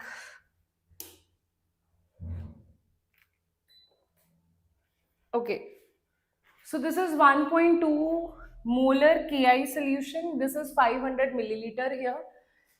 Is mixed with 500 milliliter of KMnO4. This is 500 milliliter. And this is 0.2 KMnO4, 0.2 molar. So you can calculate the number of moles of these here. The liberated iodine with standard. Now you should know from you will apply the mole concept to understand that how much amount of I2 will be liberated here. Right, for that you need to understand which is the limiting reagent, and from that you will see how much amount of I2 will be liberated. Okay, then that I2 is reacted with standard 0.1 molar, 0.1 molar solution in the presence of starch. The volume of this in milliliters. That means you should know about all the chemical reactions here. Okay, so firstly, if I talk about the chemical reaction, that is KMnO4 and I2. Okay, so for that we need to firstly balance it. Okay, so what we will do, we will divide it into two parts. Okay, so how we used to balance the chemical equation, firstly tell me that. We used to balance the chemical equation like this. This is MnO4 negative, this is I2. It is giving you MnO2 plus I negative, right? Here what is happening? Plus 4 and this is plus 7. So reduction is taking place here. This is 0 to minus 1, that is oxidation.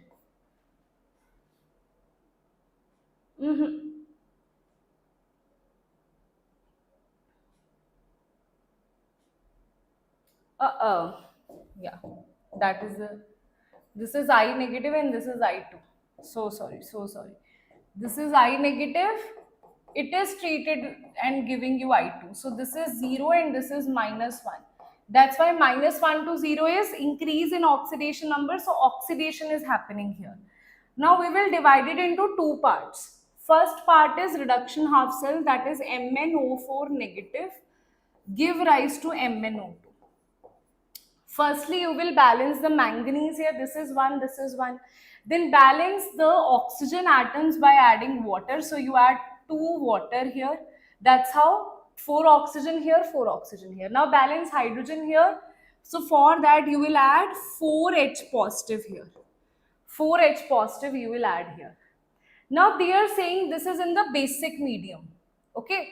So we will convert the full-fledged answer into basic medium. Now basically what I need to do, I'm not doing it this way. Okay.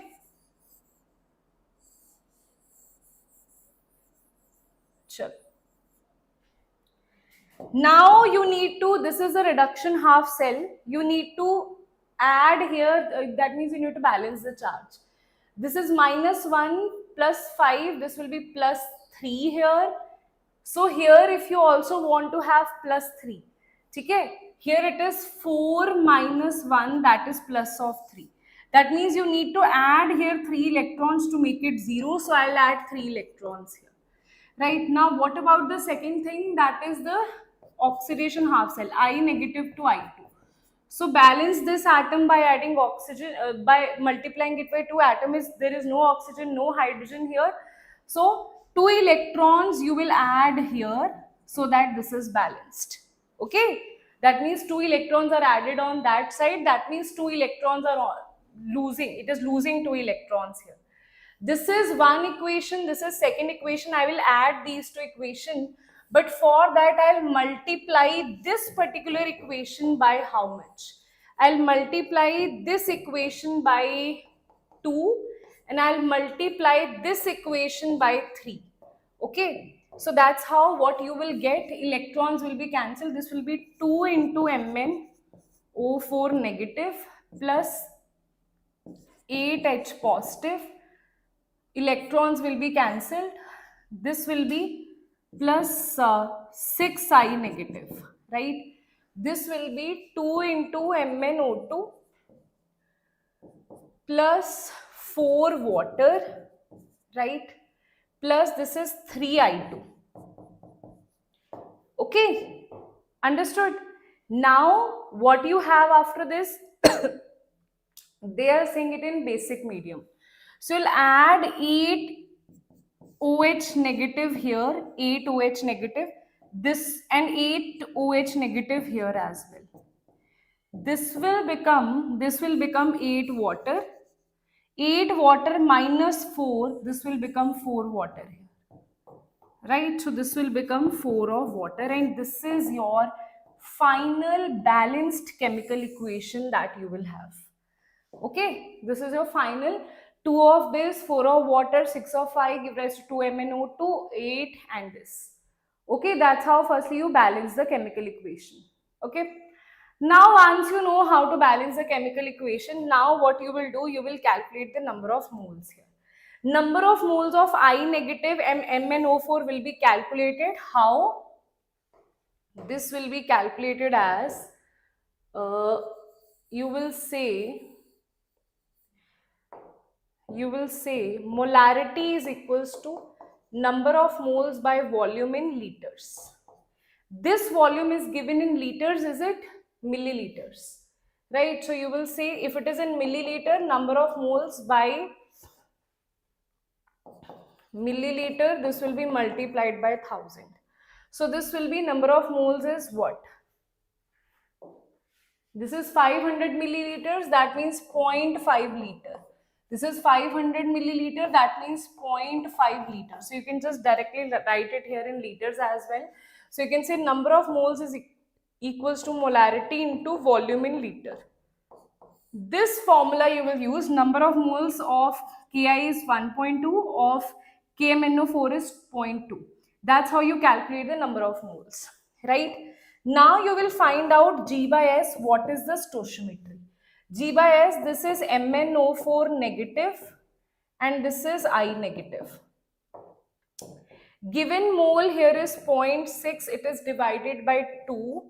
I negative is 0.1, that is divided by 6. So definitely this is going to be the smaller value, that is the limiting reagent. So I negative is the limiting reagent here, right? Once you know this I negative is the limiting reagent, they are asking you Na2, how much of I2 is formed and that much of I2 is reacting with this, right? So now what we will do, once we know the limiting reagent, we can know that you need to find the KMnO4. Wait a minute, how come KMnO4 is the limiting reagent? Given by stoichiometry. Uffo. My brain is not braining, is it? MnO4 is 0.1. Okay? Given is 2. This will be smaller. I negative is 0.6 and here stoichiometry is 6. Yes, this is 0.1. This is definitely smaller than 0.1. Smaller than 0.1. Okay, so this will be the limiting reagent. Limiting reagent will be KMnO4, right? Once you know which is the limiting reagent, now you will find out the moles of I2 liberated here. How do you find the moles of I2 liberated here? See, everything depends upon limiting reagent. So we will say that 2 mole will give you 3 of this. So you will write 2 mole of MnO4 negative gives you 3 mole of I2. 1 mole of MnO4 negative give you 3 by 2 of I2. So you can say how much moles of MnO4 you have? 0.1. So you can say 0.1 mole of MnO4 negative will give you 3 by 2 into 0.1. That means 0.3 by 2 mole. That is nothing but 0.15 mole. That is the number of moles of I2. 0.15 mole, right? Now next step is titration. Till now we have just done mole concept. See, this question is very important because it has so many things here. It has balancing, it has limiting reagent, right? Now we are moving to the next step here, that is the titration step. Now, if I talk about titration, I2 and this is thiosulfate, I2 and thiosulfate reaction is, it will give you balance reaction is this much. We know that the number of I negative that are being used here. Now, we also know that the molarity of thiosulfate is given to be 0.1, right? Now see, very important thing here, very important. See, number of moles, and this is actually not that clear, so I'll just write it here because sometimes in screenshot solution are very directly things are written, right? So that's why I'm teaching you what exactly is. See, 1 mole of I2 gives you 2 mole of thiosulfate. So how much it is? 0.15 of I2 will give you 2 into 0.15 of S2O3 2 negative. That means number of moles of S2O3 2 negative is going to be 0.30. Now, bacha, we also know molarity is given to be 0.1. So we know we know that molarity is equals to number of moles by volume in liters, right? They have asked you volume in liter, that is number of moles by molarity. Number of moles is 0.30. Molarity is given to be 0.1. So you take it here, right? This all will be cancelled. This will give you 3 as the answer here, right? Okay, and what they have asked you here, how much liter is there? So how much liter will be there? 3 liter will be there. Tell me, is that correct? Is that clear, everyone? Okay, so limiting reagent was used, balancing of reactions was used, everything we have used here, right? For this reaction, you don't need to follow that balancing, big balancing. It is easily balanced. 2 into 2, this is S2O3. You multiply this with 2, that also will be balanced. Right? Okay, tell me. This was a very important question. Okay, this was asked in 2026. Very important question. Right? Okay? Done? Shall we with this question each more time due to typing question? Is there a chance to get more percent? Doing this type of question? No. You firstly do those questions which are less time consuming. Then jump to these kind of questions which you know. And this is taking time because I am teaching you at this point, every single step. If you do it fast, easily you can do the calculation here. This multiplication, mole and mole, G by S, you can calculate directly here. Right? Okay, even this balancing does not take that much time because I'm writing simultaneously every step. That is why it is consuming more time, right? Because the calculations are very easy here, right? Okay, next question is 200 cc of this potassium dichromate is required to oxidize this much centimeter cube volume is given of this much Mohr salt in acidic medium.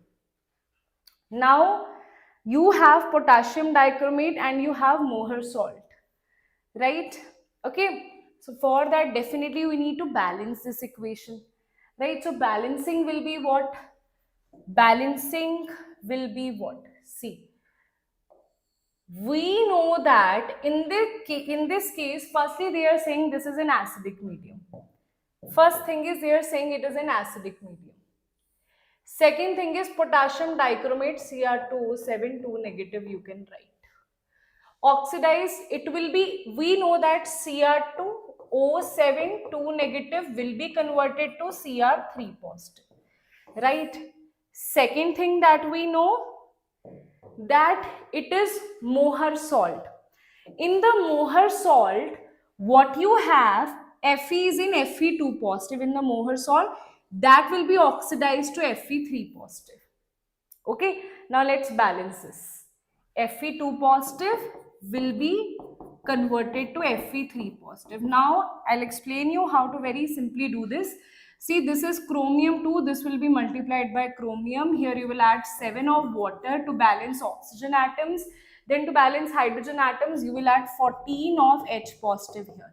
Now you need to balance the charge here. This is 14 minus 2, that is 12. And here it is 6. So that means to make it 12, this is plus 12 and this is plus 6. So you need to add 6 electrons here. So difference is 6, that means you need to add 6 electrons here. Okay. What about this one? This is very simple. 6 electrons means here you need to lose 6 electrons. Lose 1 electron, only then the charge becomes equal. To make 2 electrons equal, this will be multiplied by 2. This will be 6 of 2 positive, 6 of Fe3 positive plus 6 electrons, right? Multiplied by 6. Okay, so this will be multiplied by 6. Now we are not stopping here.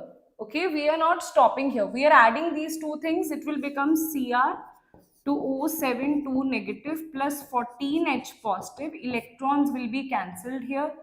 This give rise to this plus 6 of Fe2 positive give rise to 2 of chromium 3 positive plus 6 of Fe3 positive plus how much water is there?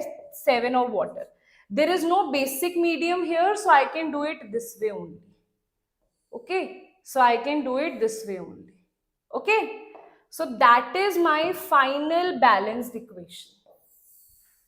Now, if I have balanced equation, now the same way that we have done before, we'll do the same way. This much potassium dichromate is required to oxidize with this much Mohr salt. See, once you have done all of this, okay, till here we know.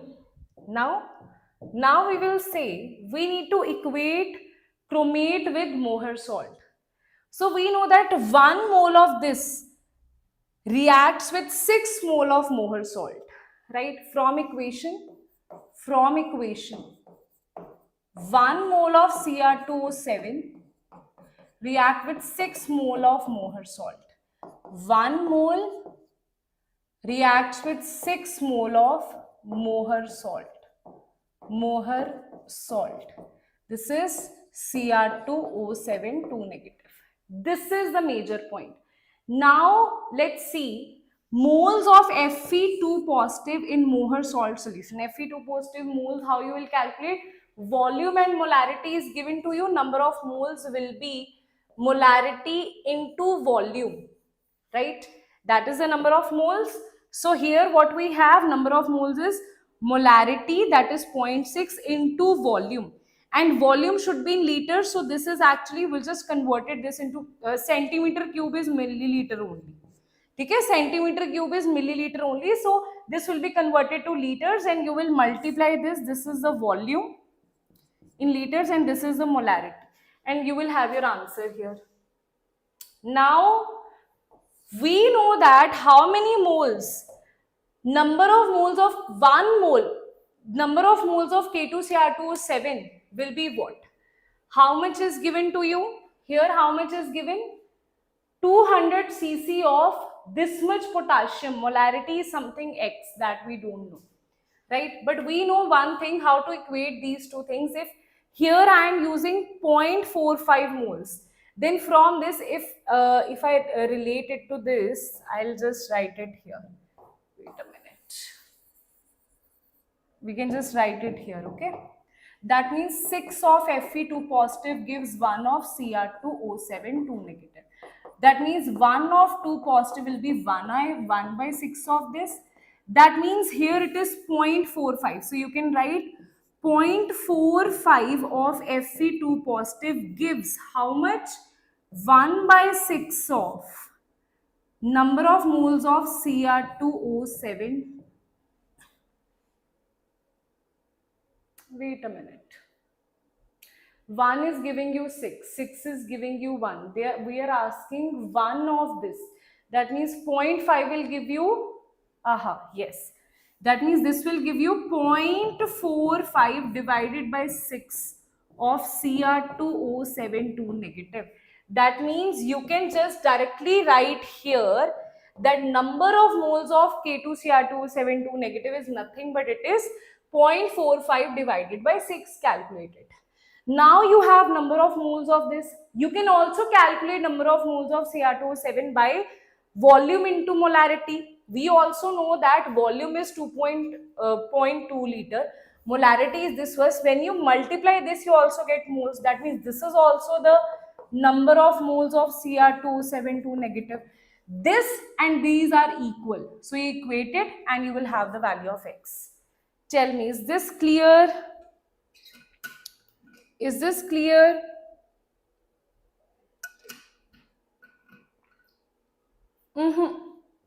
We are not going into molar mass, given mass by molar mass calculation. So you don't need to calculate the molar mass of Mohr salt. Okay? Directly moles, and we can directly use the formula of that number of moles is equals to molarity into volume, because everything is given as molarity and volume. Okay? So you don't need to do that. Then next question, this kind of question is 1 mole of Cl2 was passed into 2 liter of cold 2 molar KOH solution. After the reaction, the concentration of Cl negative, this and this are respectively what? Okay? Now firstly, You need to balance the equation here. Mole concept and redox reactions are done only by balancing the reaction. 1 mole of Cl2 is passed through cold KOH. What is formed here? Cl2 is passed through KOH. It gives you Cl negative, ClO negative, and OH negative. Right? You need to balance this equation. Right? Okay? After only that, you will get your answer. Right? Tell me. So, in cold KOH, chlorine disproportionate how? Cl2 with base it disproportionate into Cl negative, ClO negative and water. That's how it disproportionate. So firstly, this reaction you should know, and you should know the balanced chemical equation. Once you know the balanced chemical equation, most of the things you will be able to understand. Now, again see this. 1 mole of this is passed through 2 liter of this much. See here, this moles is given to you. KOH also liter, and this is given. Number of moles of KOH will be also 2 into 2, that is 4. This is 1 mole, this is 4 mole. This is given in the question. So if I say Cl2 plus KOH, this is 2 is used here. This is in the balanced chemical equation. G by S is what? Given is 1 mole divided by 1. This is given is 4 divided by 2, that is 2. So this is a smaller value, this is the limiting reagent. We know which is the limiting reagent here. This is the limiting reagent, Cl2 is the limiting reagent. Now we say, where it is, 1 mole of this was passed into this much solution. After the reaction concentration, that means this will be in excess, this will be left behind. So see, everything depends upon limiting reagent. Firstly, you should calculate the limit. Everything depends upon limiting reagent. Now you will say, if I want to see how much of KOH has reacted, number of moles of KOH is given to you. 1 of Cl2 reacts with 2 of KOH. How much of Cl2? That means 2 of KOH. So KOH unreacted will be, KOH left will be, total 4 moles you have, 2 has already reacted, 2 mole of this has been unreacted. Okay? 2 moles, the volume remain constant, wait a minute. Into 2, 1 mole of this is passed to this. After the reaction, the concentration of this, and this. Okay. See,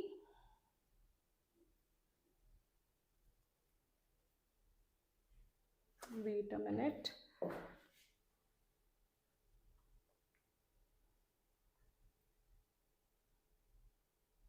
Remaining is 2 only. So they are asking you the concentration of OH now. KOH left is 2, but you have 2 moles of KOH here, right? 2 moles of KOH you have now. So if you see this here, KOH left is 2. In 2 moles of KOH you have this much left. So that means OH negative concentration will be equals to 2 by 2, that is 1. Okay, so that is going to be 1. That means this is not the answer. Then if you say Cl negative also, you will do the same thing. You will say that 1 mole, you will do the same thing here with Cl2. 1 mole reacts with 1. That means number of moles of Cl negative will also be 1. Right? So you can say Cl negative formed will be 1. 1 reacts with 1. So number of moles of ClO negative also will be 1. ClO negative will be 1. OH remained will be 1. Now, assuming volume is 2 here, Cl negative concentration is 1 by 2. ClO2 negative concentration is 1 by 2. So just do this way. Number of moles is equals to molarity into volume. So they are asking you molarity, number of moles by volume in liter. Now you just have to do this. In concentration, molarity will be 1 by 2 because volume is 2. Here it will be 1 by 2. Here it will be 2 by 2, that is 1. Okay, so that's how you have your answer. This is not at all a difficult question. This was easily doable question. Okay. Now let's see the oxidation state of chromium in the final product. Now this is a very simple question. They are asking you reaction between Ki and acidified. This you can do yourself as well. Tell me what is the answer. This you can easily do yourself as well. Okay? Tell me. Tell me, tell me, tell me. What is the answer?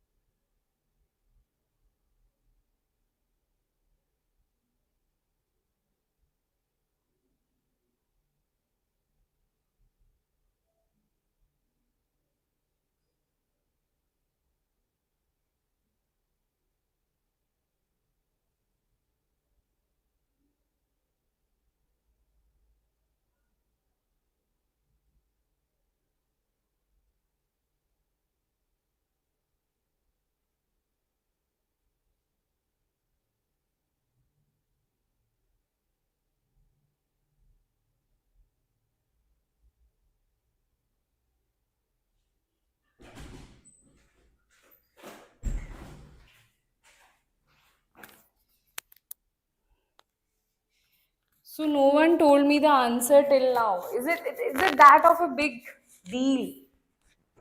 Oxidized state of chromium. Chromium gets converted to which CrO2, K2Cr2O7. It's get converted to this. Here it is in +6 state. Here it is in +3. They are asking the oxidations of chromium, the final product of formed in the reaction between Ki and acidified this. So it is +3. It is very, very simple. Okay. So answer will be +3 is the correct answer here. Always chromium gets converted to chromium 3 positive always. Okay. It was very simple question. Now let's move to equilibrium. Chemical equilibrium and ionic equilibrium. Tell me. Shall we move? Tell me everyone. Ma'am, physical chemistry PDF.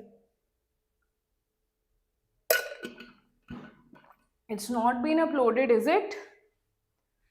It should be uploaded by now because I have already sent. If it's not been uploaded, then tell me. Oh, wait a minute.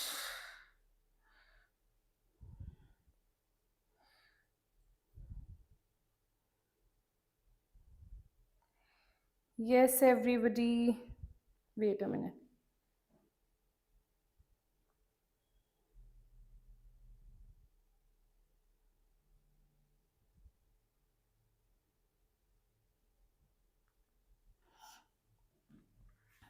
Done.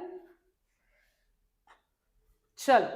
Now chemical equilibrium. Let's start with the questions of chemical equilibrium. So observe the following equilibrium in 1 liter flask. Okay, 1 liter flask, you need to observe this. So it is said that there is A to B reaction it is going on. The equilibrium concentrations of A and B are what? Equilibrium concentrations of A and B are 0.5 and this much respectively. Achha, tell me before starting chemical equilibrium, tell me one thing. Because I always think that I am feeling well, but when I'm in the class, I'm definitely not feeling well. Right? Acha, tell me one thing. Shall we do till equilibrium today? And shall we do tomorrow this my brain has stopped working. My health is, I don't know what has happened to my health. Right, I don't know what. So, till now, shall we do till equilibrium and ionic equilibrium? Because I think around 20 questions I have of equilibrium only, equilibrium and ionic equilibrium. You can say 20-25 questions. If I do, I think around 56 or 50, like till 56th, you have equilibrium chapter. After that, you have thermodynamics and all these. So, half of it will be done today. Shall we do like half of this tomorrow? Please make it upload. Okay, okay, I'll just tell. If I need to make a session tomorrow, then I'll have to inform that tomorrow one session of that. Okay, so I'll just see and I'll just inform.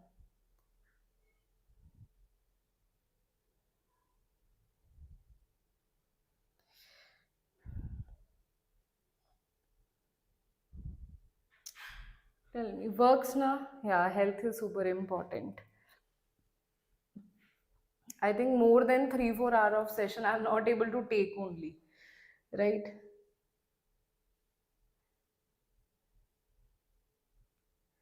Oh, I don't know why, Dildar.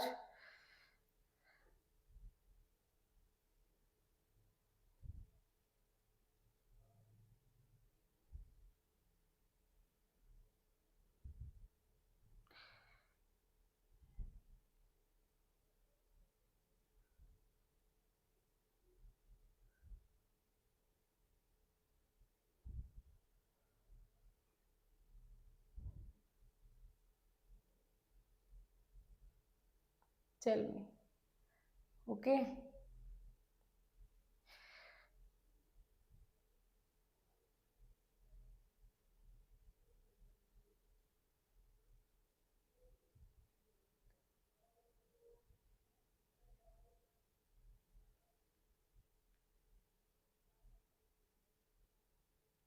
Sure.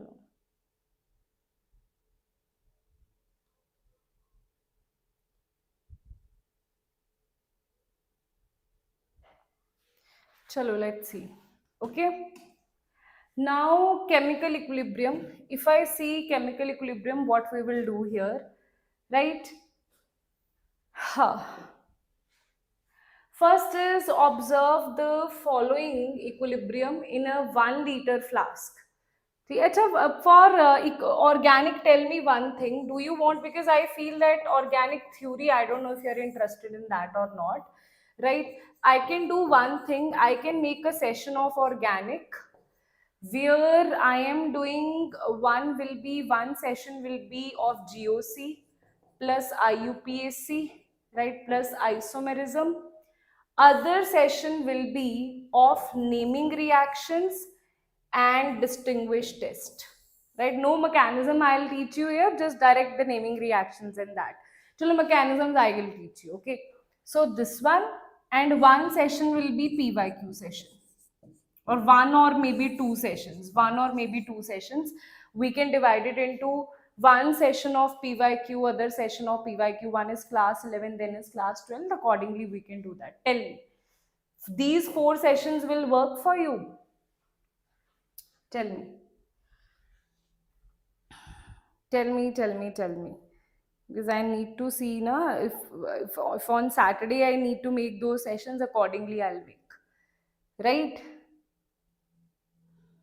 Nomenclature is IUPAC naming na? IUPAC naming.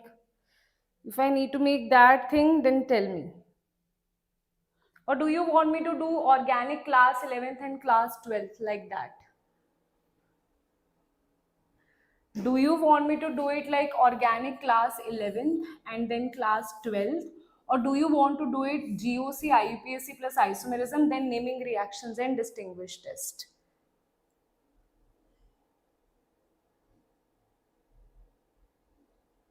Because 10 hours marathon is not possible according my health is not fine, so I'll not be able to take that much big marathons, but I can definitely take 3 hours or 4 hours classes.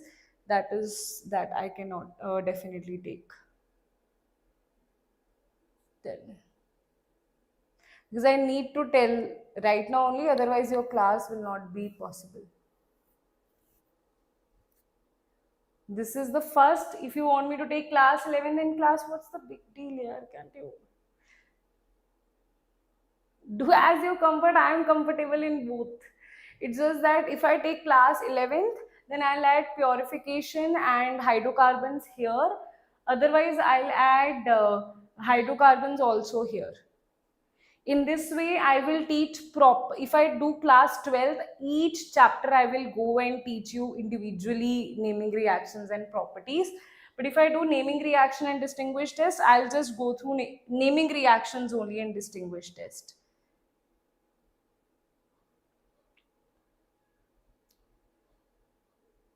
Okay, class wise.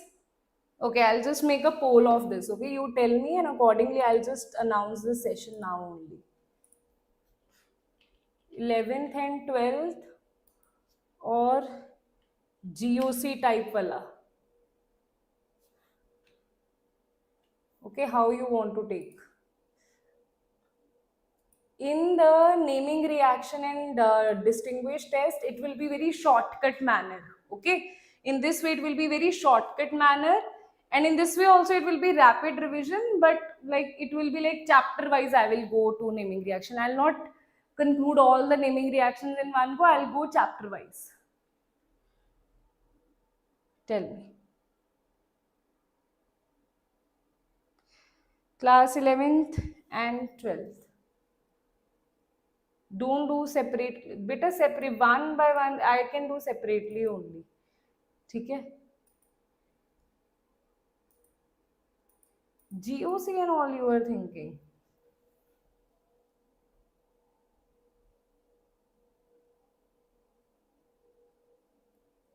Are you sure?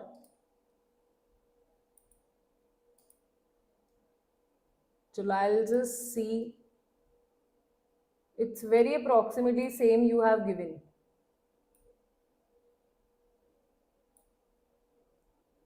Approximately same you have given, yeah. Huh? Approximately same you have given. See what will happen if you do class 11th and 12th, right? I will go to each chapter. Otherwise, I'll go GOC plus IUPAC plus isomerism. That I'll cover here also. But here in the same day, I'll cover hydrocarbons and purifications also. Here I will not cover purification. Here after that, I'll do just naming and distinguish. Class wise, chalo, theek hai. Then class wise I'll make the session. I'll see when my health is like, but 2 sessions separately so I can take. If today and tomorrow also we are doing the same thing, then Saturday and Sunday also I can do this, right? So that you have on 30 and 31 we can take organic PYQs, and 1 and 2 to last day revision only. Okay? So that ways we can do. So Saturday and Sunday I can keep your organic marathons, okay? And 2 days then I'll keep for PYQs, right? For organic. And then last day I'll keep PYQ session for inorganic, right? Or I'll do mix, like mix PYQs, right? That way we can do. Chalo, now let's see chemical equilibrium, right? So chemical equilibrium question is, observe the following equilibrium in a flask. So they are saying at temperature this Kelvin, the equilibrium concentrations of A and B are this and this. A and B equilibrium concentrations are given. Okay, 0.1 of A is added into the flask and heated. Okay, observe the following equilibrium. Equilibrium concentrations are given. 0.1 of this is added into the flask and heated to establish equilibrium again. New equilibrium concentrations will be what? Okay. So they are saying this is the equation, these are the equilibrium concentrations, right? We know that equilibrium concentration, the formula of equilibrium constant is product raised to power stoichiometry by reactant raised to power stoichiometry. So product is B raised to power 1, A raised to power 1, equilibrium concentrations are given, you have your K equilibrium. K equilibrium do not change, does not change. It will not change in the reaction, right? So that is why K equilibrium will remain constant, that is 0.75. Now this thing, see how we will do. This thing, see, A to B, at equilibrium it was given to be 0.5, but you have added 0.1 here. This is 0.375. Okay? Now they are saying that again equilibrium was achieved, so here X will be dissociated, here X will be added. That means you can say this will become equals to 0.6 plus X. This will become 0.375 plus X. Okay. So now, this will be minus X. Wait a minute. Because that you are subtracting, na? 0.6 minus X, this is 0.375 plus X. Now K equilibrium, which is equals to 0.75, that will become product, that is this, by reactant, that is 0.6 minus X. Now you will calculate the value of X from here. That will, you will solve this and it will come out to be this one. Now what they are asking you, new equilibrium concentrations. That means you need to find the value of this. What you need to find? 0.6 minus X, and you need to find what is the value of this. These two values you will find here, right? This is what? Moles of A is nothing but this is, wait a minute. This will be 0.6 minus 0.043. This will be 0.375 plus 0.043. And that's how you will have the equilibrium concentrations here. Right? Okay. Next question is, most of the questions will be like this only. Right? Now, next is consider the following gaseous equilibrium in the closed container in volume V, and this is the formula. This is the equation.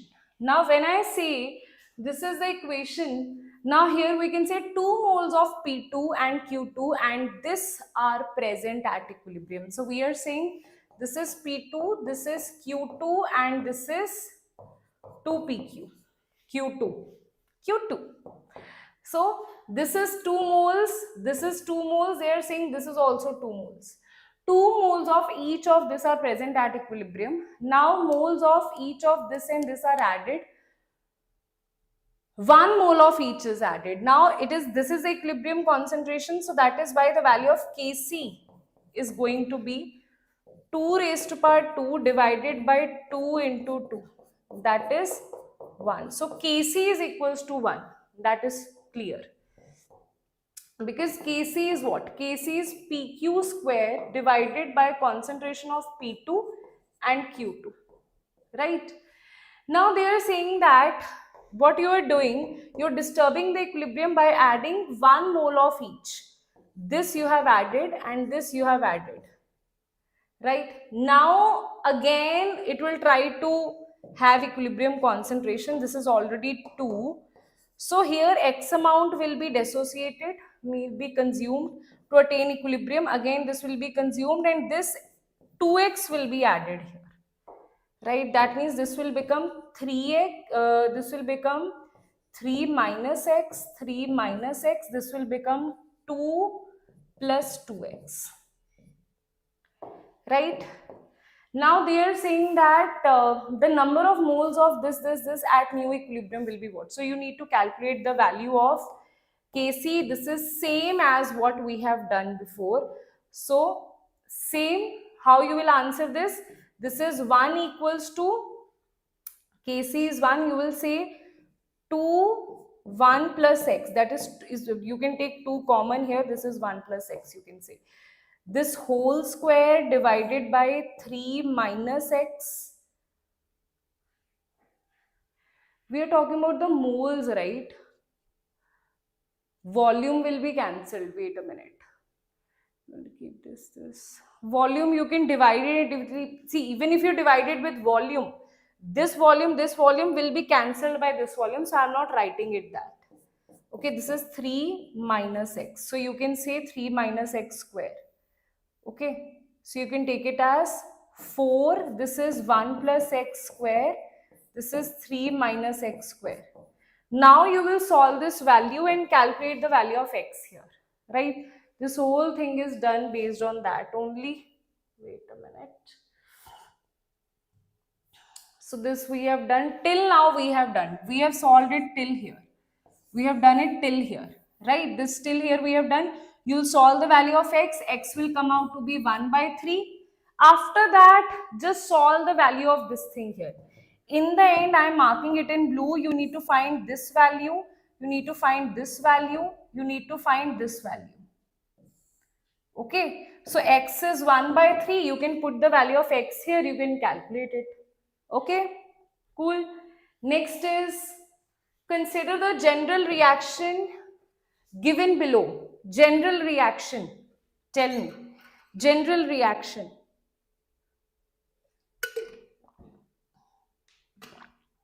Tell me.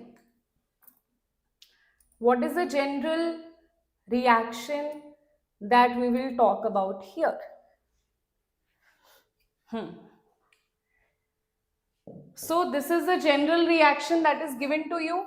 Value of Kp, Kc are studied under same condition of temperature but variation in x and y. So x and y will be different. Kp is this, Kc is this, Kp is this, Kc is this. Very simple. Kp is equals to Kc RT raised to power delta Ng. Delta Ng is what? Tell me, what is the value of delta Ng here? Delta Ng is y minus x. So this will be y minus x. So you will consider it for two different things. Okay.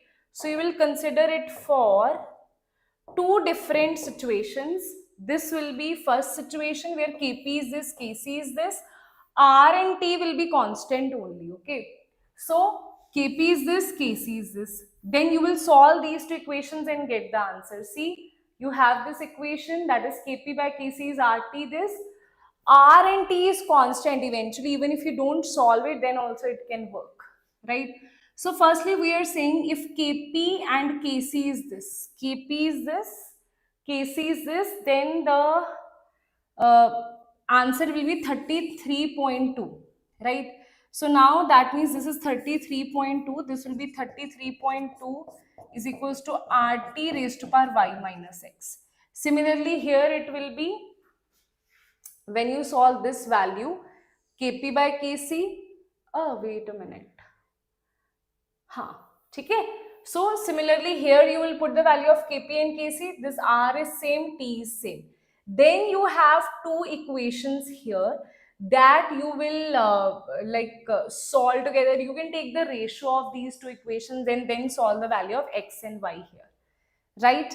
This is the first equation that you have. This is the second equation that you have, right? You solve these two equations and answer will be there, right? Okay. And hence you can say in the first equation, if you see, they are saying if you say that y and x has to be equals to 1, in that thing, if this should be equals to 1, in that case x should be 1 and y should be equals to 2. Only then 2 minus 1 is 1. In this case, we are saying it should be minus 1, so this must be 2 and this must, this must be 1, this must be 2. Only then this is minus 1. So accordingly, you will answer, right, this value here, right? Okay. Here difference is 3, not possible. Difference is 2, not possible. Here difference is 1, but here it is 2, not possible. Only possibility is D. Okay? Right, everyone? Tell me. Then the next value is x2 plus y2 give rise to 2 of z. Yes.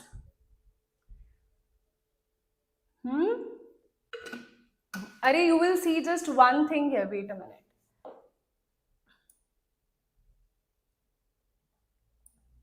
I am just telling you that you will see just one thing, that here difference should be 1, here difference should be minus 1. That is, then you will eliminate the options here. Only possibility is this, where here difference is 1 and here difference is minus 1. right? Okay. Next is you have this question where they are saying this is a question are added to 1 liter flask and it is found that the system attains equilibrium at temperature. Number of moles of these are given to be 339 respectively, equilibrium moles. Okay, so x2, y2 and 2z. Equilibrium moles are given to be 339. So equilibrium moles are given, so you can say Kc is equals to, if you divide it by volume, that will be the concentration. If volume will eventually cancel out only, z square x2, this is y2, isn't it? 9 by v square, 3 by v, 3 by v. Isn't it whole cancelling each other and it is coming out to be 1? It is the same, okay? It is the same. Under the condition equilibrium, 10 mole of Z is added to the flask, the temperature is maintained, then the number of moles of Z. Can you see? Same is repeated, right? So to maintain that thing that we have asked same kind of question everywhere. Now I'll just not focus on this V. Why? Because it is eventually going to cancel out. Under the condition 10 mole of Z is added. 10 mole of Z is added. Okay, 10 mole of this. Okay. The temperature is maintained, then the number of moles of Z in the flask. This will be 3 minus x. 3 minus x, this will be 19 minus 2x. Now you can say this new equilibrium is equals to 19 minus 2x square divided by 3 minus x. 3 minus x, and you will solve the value. This is equals to 1 because Kc is constant, that is 1. You will solve this. Kc is coming out to be 9. Wait a minute. 3 into 3 is, acha, this is 9 square. Oh, yeah, it is coming out to be 9 here. You're right. This is 9 square. This is 9. So it will cancel out and become 9. Yes, you're right. Okay. So answer will be Kc is equals to this. Just equate this and you will have your answer here. Okay. This also we have done, right? Right, this thing also I told you. Now you have to solve this value and you will get the answer as x is equals to 2. Once you know the value of x here, what they are asking you, they are asking the value, new equilibrium constant, that is this. If x is coming out to be 2 here, so it is 19 minus 4, that is going to be the answer here. That is 15 is the answer here. Okay, done. Let's see this question here. Let's see the next question here. Let's see it here. Yes, everyone. Yes.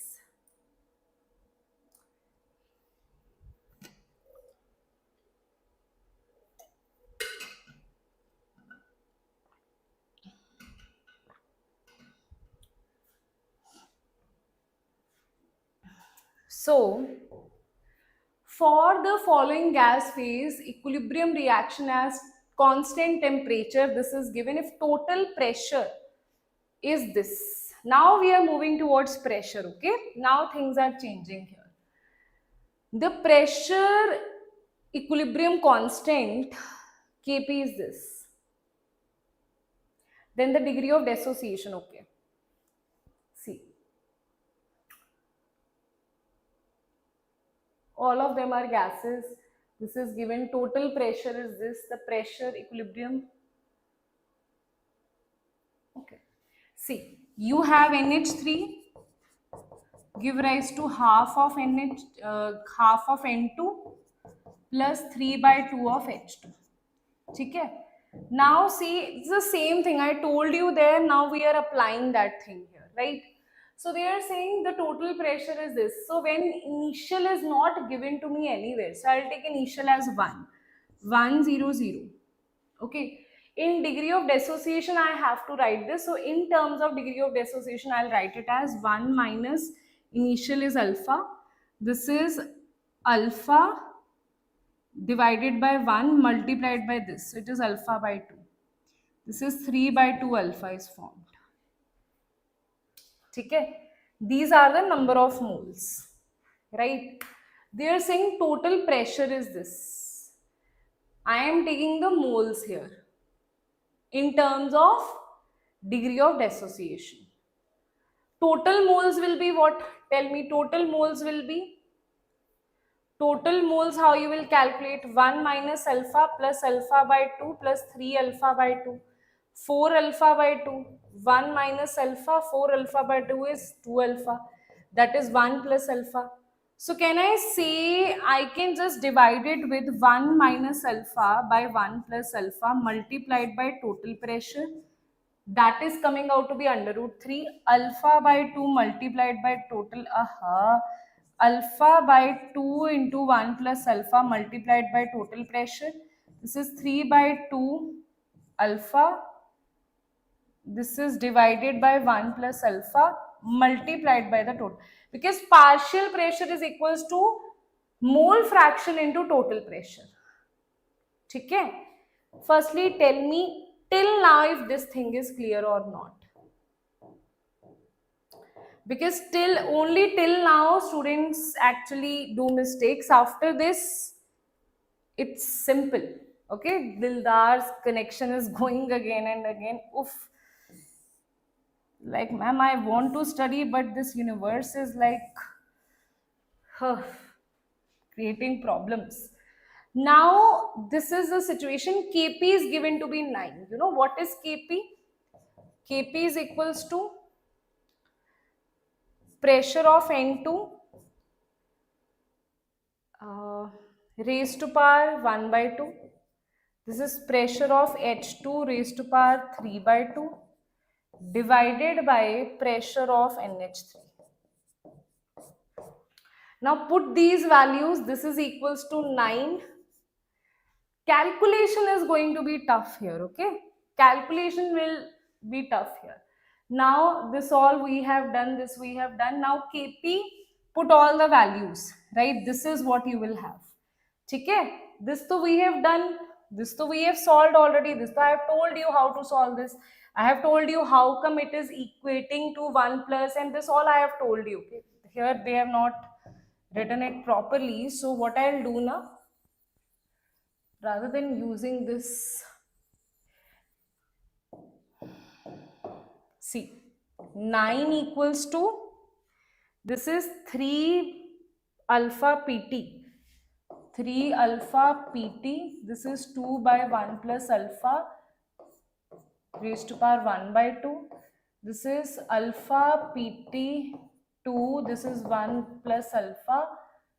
Pt is under root 3, na? So let's put it under root 3.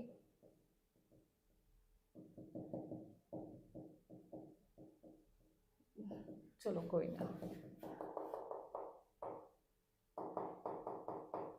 Okay, let's do it. Pt, this is 2, 1 plus alpha, this is 3 by 2, right, divided by which thing? This is 1 plus alpha, 1 minus alpha, 1 plus alpha, right? This is Pt. Now you can see Pt 1 by 2, Pt 3 by 2. That is going to be 4 by 2, that is Pt square. So Pt will cancel eventually. Okay, so this is going to be 3 by 2. This is under root of 3, this is under root of 2. This is under root of alpha, right? This is Pt under root divided by 1 plus alpha under root. Okay, this is alpha under root and this is cube. This is Pt under root and this is cube, and this will be 2 under root and cube. Yeah, I'll tell you what I am doing. 1 plus this under root and cube. Because at least we need to have everything in under root so that we can cancel them. Right? This is 1 minus alpha. This is 1 plus alpha. This is Pt. So you can see Pt 4 by 2. Okay? This will become Pt 4 by 2. So I can write it here. This will become, this will cancel eventually. this one and this one will cancel and they will form PT on the above. This will become PT, right? So 1 plus alpha, this will become under root 2 on the denominator. This will become under root 2 raised to power 4. That means 4 by 2. This is nothing but this is 4 by 2. This is 2, 4 by 2, that is square. Under root 3 will be how many times? It is only 1 times. This is under root of 3. This is under root of this we have done, this we have done. This is 1 plus, this is 1 plus alpha. This is 4 by 2. This is again 1 plus alpha whole square. This also we have taken. Okay? 1 plus alpha and this is also 1 plus alpha, right? So eventually it will cancel out. 1 minus alpha is as it is here. So 1 plus alpha, 1 minus alpha is 1 square alpha squares. That is 1 minus alpha square. So you can write this here as 1 minus alpha square. So eventually this one we have cancelled. This is alpha 3 by 2. Okay, plus alpha, this is alpha 1 by 2. That will eventually become alpha square. Okay, this also and this also we have taken. Tell me anything else. Okay, so this is PT. PT is what? Under root 3. PT is also under root 3. So I will put here under root 3. So put here under root 3. This is under root 3, under root 3, under root 3. It is 3 only. Okay, so you will put it here 3. You will put it here 3. 3 alpha square. 3 alpha square. This is 4. 1 minus alpha square. This is the value. So final answer is 9 is equals to, I can just write it here, 9 is equals to, final answer is coming out to be 9 equals to 3 alpha square. This is 4. This is 1 minus alpha square. So this will cancel. This will become 3 only. Alpha square by 4, 1 minus alpha square. 4, 3, 12. 12. This is 1 minus alpha square is equals to alpha square. And you solve this, you will get your answer as alpha is coming out to be 125 into 10 raised by this, and x will be the answer there. Okay. Tell me. Okay? Tell me. Okay, so this is the, after that you can also do it this way, right?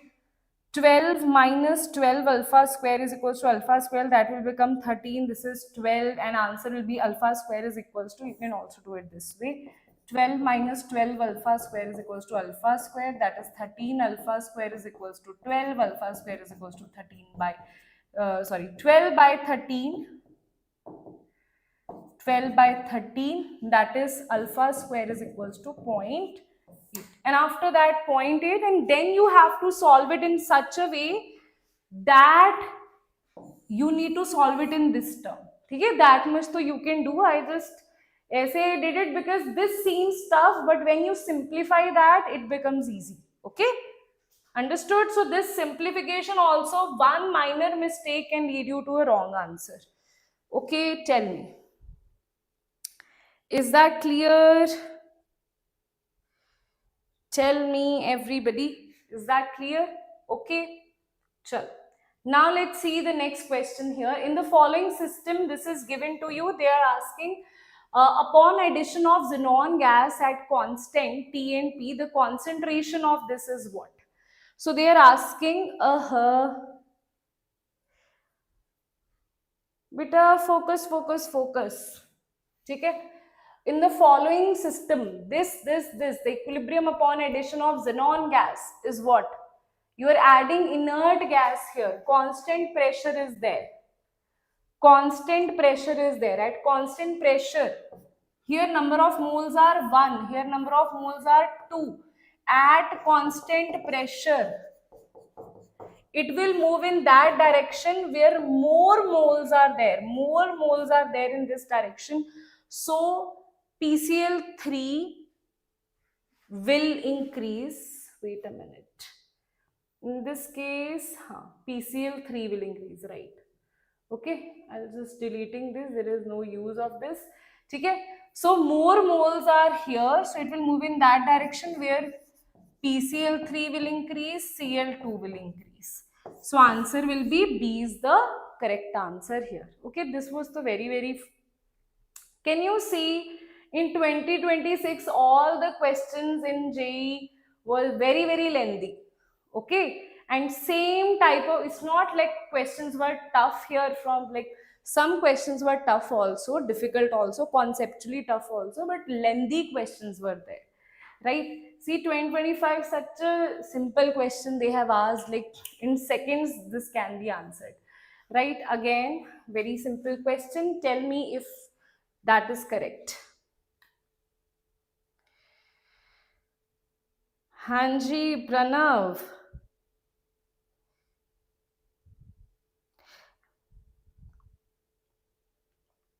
tell me everyone. Tell me everyone. Tell me.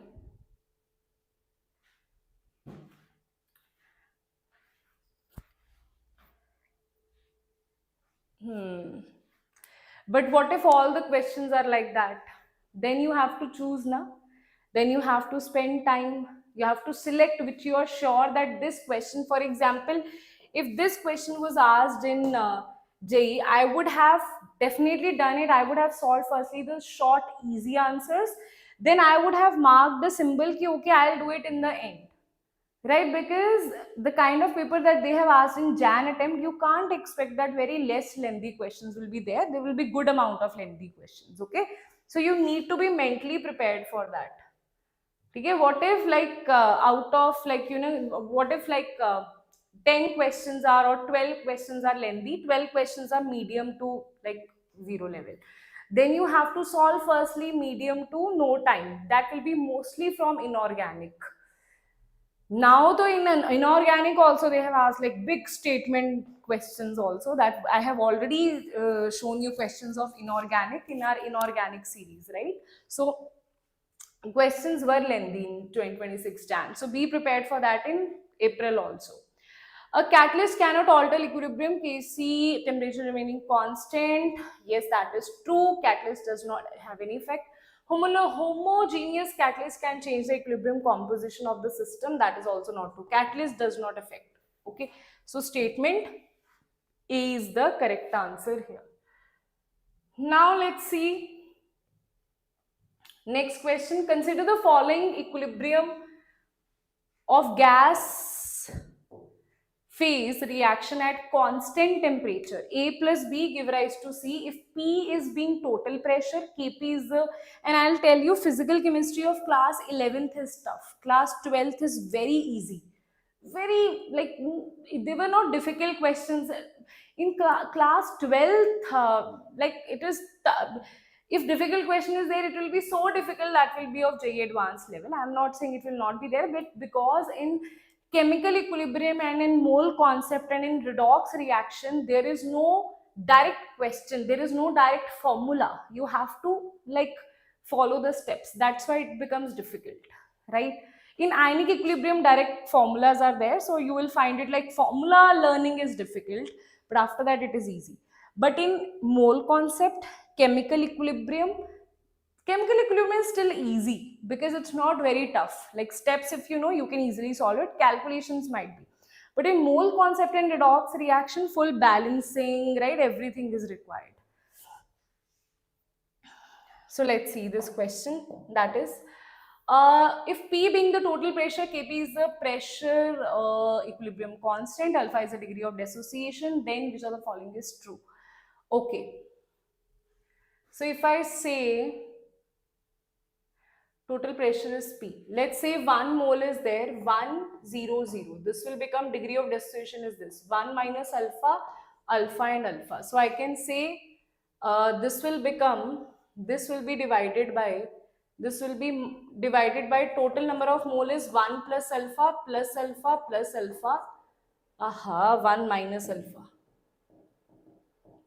1 minus alpha plus alpha plus alpha, it will become 1 plus alpha. So these all will be divided by 1 plus alpha and then they will be multiplied by Pt. If total pressure is capital P, so you will just divide it with capital P. Okay, so Kp will be equals to product pressure, that is pressure of B, that is alpha P by 1 plus alpha. This is alpha P by 1 plus alpha. This is 1 minus alpha. Okay, this is 1 plus alpha and this is also P. So Pp will cancel. This will become 1 plus alpha cancel. This will become 1 alpha P, alpha square P, 1 plus alpha, and this is in denominator 1 minus alpha. So that will become 1 minus alpha square. Okay? 1 minus alpha square. So this is the value of Kp. Now they are saying the Kp value is extremely high compared to P. Alpha becomes, if Kp value is very high compared to P, then alpha becomes much less than unity. If P increases, alpha increases. If P increases, okay. If P is extremely high compared to Kp, if P is extremely high, so just you have to use this equation here. Okay, and you have to apply all of this here. Okay? Tell me. Okay, bacha? So you just have to apply this equation and you need to tell which of the following is true. Okay, so one by one we'll see that. So if Kp value is extremely high, let's take it as infinity, compared to P, then alpha becomes much less.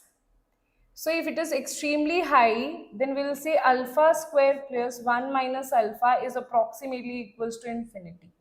Okay, it is very, very high. So P is also compared to P, then alpha becomes much less. Then alpha also will be very high. Now if P is high, then alpha has to be very high. Only then this will become very high. For this to become very high, this also has to be very high. Right? So we can say this is not correct. When P increases, alpha increases. If P increases, to make this constant, P increases, this will decrease. This is also not true. If P value is extremely high, P is extremely high compared to Kp, then alpha will be approximately equals to 1. When alpha is approximately equals to 1, 1 becomes 0, then Kp becomes infinity. When Kp is extremely high, then alpha should be equals to 1. Okay? Alpha becomes much less than 1. That is not true. If Kp is very high, Kp is infinity, then in that case, this should be, if Kp is very high, then this should be 0. Right? So alpha will be approximately equals. When alpha is equals to 1, this becomes 0, then Kp becomes infinity. So this is also not correct. So Kp should be high in that case. When P increases, alpha decreases. That is correct because they have inverse relation that we can directly see here. Right? So you just need to know this particular equation, and after that you just need to see which one falls correct here. Okay? This one you should know how to calculate. Only this thing. Right? After that, so it becomes very, very easy. Right? Then next question it's a very, very simple question. I sometimes get like, why sometimes we ask such simple questions, then you are like, oh my god, right? Attainment of, but I genuinely don't think so that April attempt will be easy. Usually April attempt is slightly tougher than Jan attempt, and Jan attempt was very tough when we talk about chemistry, right? So lengthy, I would say, not tough, lengthy, right? Attainment of equilibrium is predicted correctly by H2 and I2 will decrease and HI will increase. So answer will be, this is the correct answer. H2, I2 will decrease, HI will increase. Right? So answer will be 2 is the correct answer here. Next question is, you have X2Y, X2 and this. the equation representing correct relationship between degree of dissociation with equilibrium constant, right? So what we have here, degree of dissociation with equilibrium constant. Let's talk about that.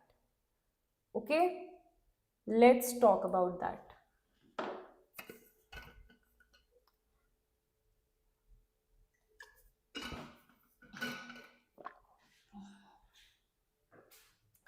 The equation representing correct relationship between degree of dissociation of x2y with equilibrium constant Kp is what?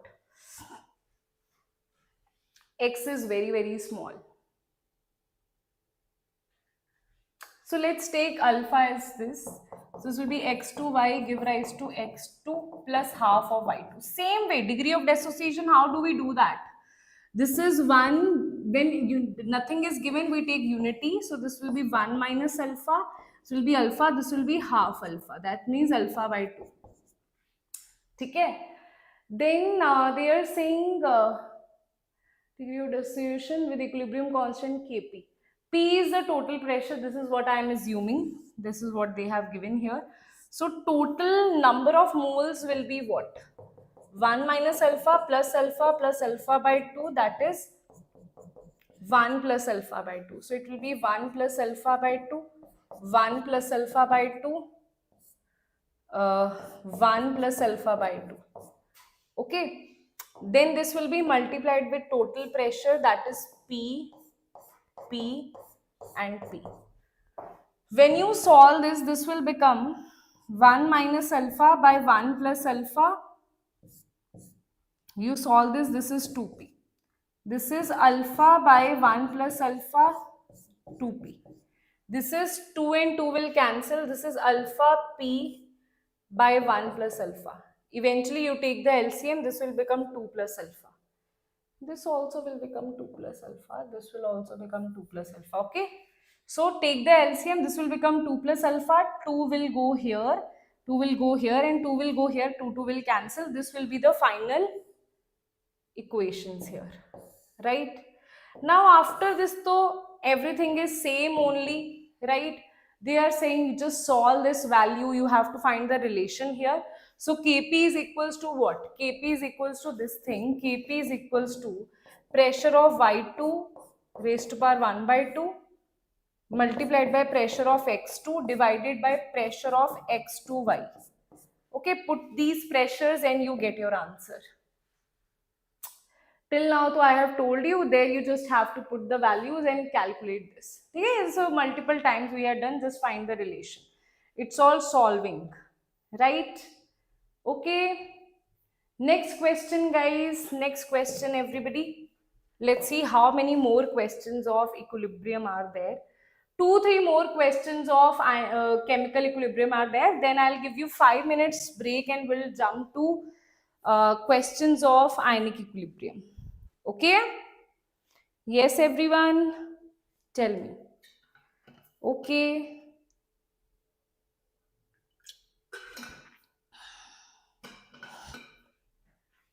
So, a vessel at 1000 Kelvin, they are saying a vessel at 1000 Kelvin contains CO2 with pressure of this.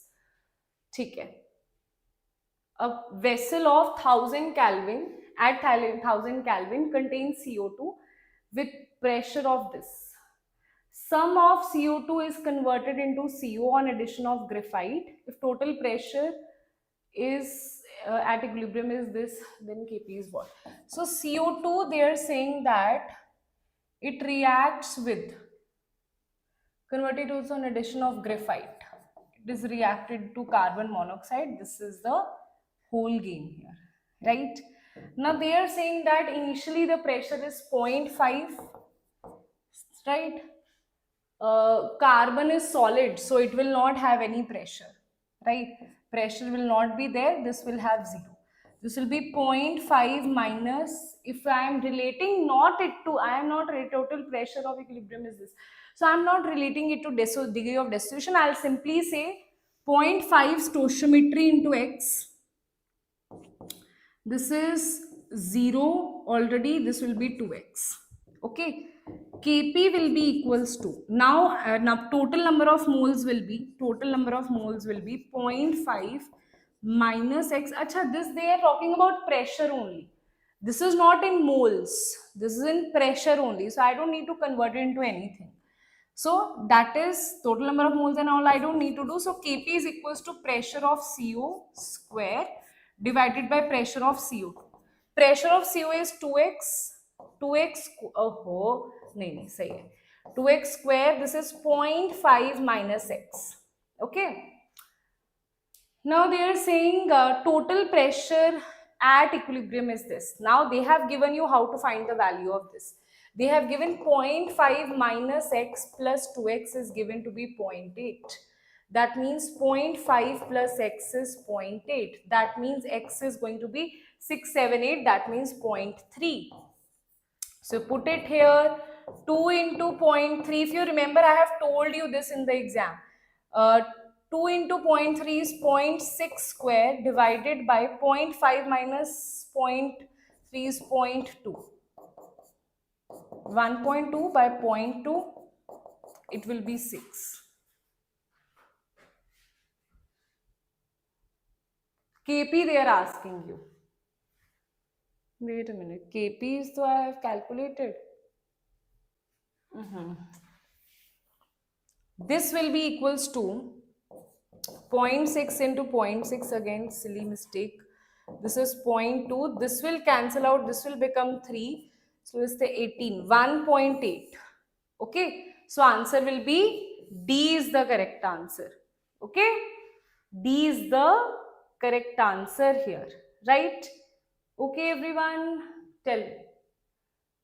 Okay, so you just, I told you a very simple trick of degree of dissociation and X. If only they are saying they are not talking about degree of dissociation, you will always include stoichiometry. If they are talking about degree of dissociation on the reactant side, you will not include stoichiometry. Okay, we are just applying that thing in all these questions. Okay, next is for a given hypothetical reaction, equilibrium constants are given, the equilibrium constant for x to y.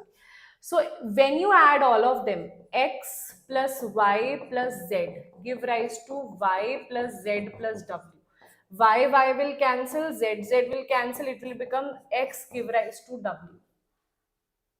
So you just need to add these three equations. So k will be equals to k1 into k2 into k3. That is 1 into 2 into 4, that is 8. So very, very simple question here. B is the correct answer here. Okay. Done everyone? Tell me. Clear? And now we are only left with the questions of ionic equilibrium as of now. Right? Okay. Tell me. So ionic equilibrium are how many questions? This is, I think, we can actually do thermodynamics also today. Okay? Total 65 questions will be of thermodynamics. 40 total, if you are ready to do, I can complete class 11th today. Okay? But 25 questions will increase. Achha, theek hai. Chalo, I can do ionic equilibrium only. Hai na? Ionic equilibrium only will do today. Thermodynamics, because only 3 chapters are in class 12, physical chemistry. It's very, 3 chapters are very less. Okay, today in class 11th you have more chapters. We have till now done chemical equilibrium. Chemical and ionic itself are different chapters. It is in one chapter, it feels like they are different. Okay. So now I'll give you 10 minutes break and then we'll do ionic equilibrium. Will that work? Tell me. That works, everyone? Okay? Yes. Chalo. Let's have a short break. Or shall we have dinner break only? Let's have dinner break. Okay? Let's have dinner break of 20 minutes. It's already 8 and it will take us like 1 hour to complete ionic equilibrium as well. Okay, because you have how many questions of ionic equilibrium? Let me just see that. You have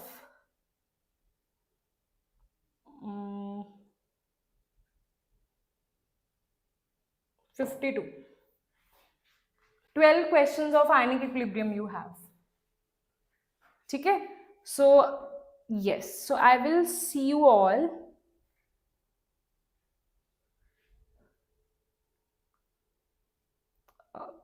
Okay, ignited, right? Uh, Thank you for your advice. Chalo. Now I'll give you break, and after that we'll do ionic equilibrium. Cool? Okay, everybody. Chalo. Chalo. I'll just give you break now, and after that we'll do. I'll see you all at 8:15. Let's say 8:20 p.m. Right?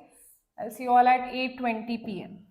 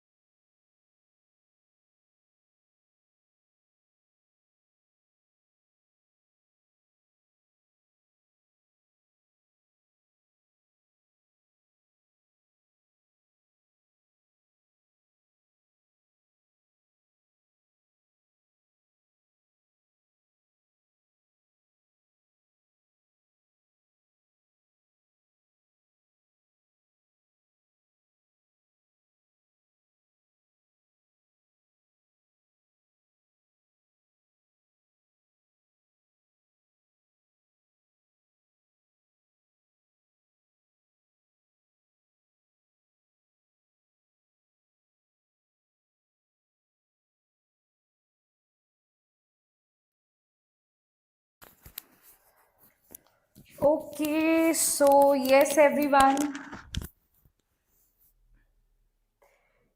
Tell me if I am audible or not.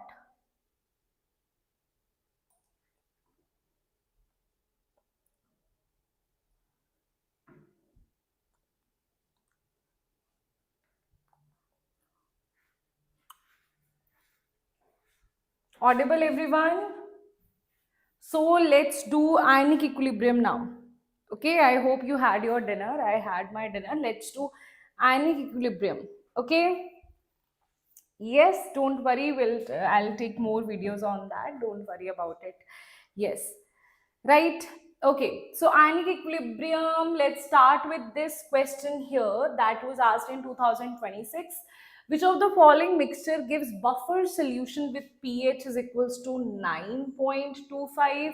Given pKb is this. Okay. So they are saying which of the following mixture give buffer solution with pH is equals to this and pKb is this. So you have to find it out the pH value if pK is given to be this among all these things, right? So one by one we'll do that, right? So one by one for basic buffer, that is NH4OH, and its salt, that is NH4Cl. We have this particular formula here, is it? This is the formula, POH is equals to pKb log of salt by base. Now pKb value is given to you and we need to calculate the value of pH here. So if pH is 9.25, then pOH will be 4.75. That means when you put it here, the value of pOH, the value of pKb, then calculate the ratio of salt by base. Salt by base, that means if I say this, these are equal, log of salt by base is equals to 0. That means salt by base is equals to 1. So that means the ratio of salt by base should be equals to 1, right? So you just now calculate the concentrations and take the value as 1. So that means we need to take the ratio as 1. So reaction is this. Now we need to find out where the ratio of salt by base is coming out to be 1, right? So if I see for initial moles NB and this is this, base number of moles of salt formed is Na, base left is NB minus NB. See, base is NB, so acid is Na. So number of moles of salt formed, if I say salt formed, if I take it as Na, then moles of, when base and this are reacting with each other, right, then we can say if Na amount of salt is formed, then out of base Nb will be subtracted, that will give you the moles of base that is left. That means condition of salt by base should be equals to 1. That means Na should be equals to Nb minus Na. Salt and base. Salt is Na, base is Nb minus Na. That should be equal. That means Nb should be equals to 2 of Na. You need to find it out in all the questions here, where Nb is equals to 2 of Na. Now, they have given you moles of B. You need to calculate the moles of B here. How do you calculate the moles of B? What you will do? Multiply 0.5 with 2. This is 0.2 into 0.5. That will give you moles of base. 0.2 into this, that these are equal to each other. Okay, these are equal. This you will see, these are not equal. This is double, right? This is the base is double. They are asking that as salt has to be double, right? So here, if you see, this is NH4OH, this is 0.2, this is 0.10. This is actually double, है ना? So this will be 0.255 to 10, right? And this will be 0.005. So this is double, right? This is 0.005, this is 0.1. So this is double. That means base is actually double here, right, of salt. So that means this is the correct answer here. Okay? So this is coming out to be double, na? That will be the correct answer. Okay? That's how you calculate this. Now let's see the next question here, that is consider the dissociation of equilibrium of the following weak acid is given to you. they are saying this is the acid. Okay, if pKa of acid is 4, then the pH is 10 millimole and HA solution is what? Okay, pKa is given to you, pH is given to you, right? They are asking about this dissociation here, right? Degree of dissociation can be neglected here. See what we will do here. See what we will do. Now, in this case, what they have given you, they have given you the pKa value is 4. That means Ka is going to be 10 raised to power minus 4. Okay. For weak acid solution, concentration is 10 millimoles. That means 0.001 mole. When you divide it by 1000, you will get the answer. Now, this is the equation. If I say this is initially 0, this will become x. Full dissociation, if I talk about that, if I say here x amount is dissociated, here x amount is dissociated, then we can say, even I can, write it just directly like this. Okay, we can just write it like this. HA give rise to H positive plus A negative. Right? If I take initial as 1, right, then what I'll do, 1, 0, 0. H minus X, this is X amount is formed, X amount is formed.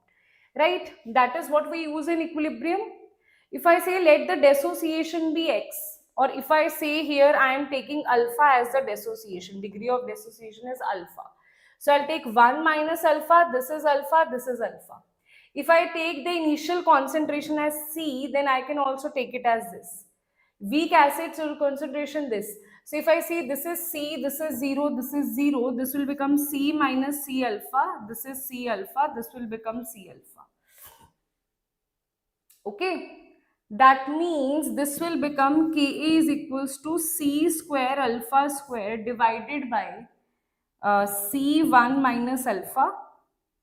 Then you can neglect the degree of dissociation, this will become C alpha square. Okay, this will become C alpha square.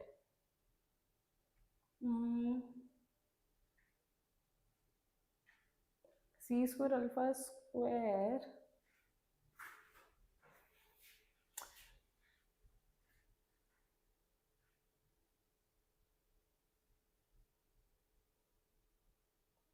Then the pH is this. Then the pH of this much acid solution. That means initial concentration is given to be 0.1, right?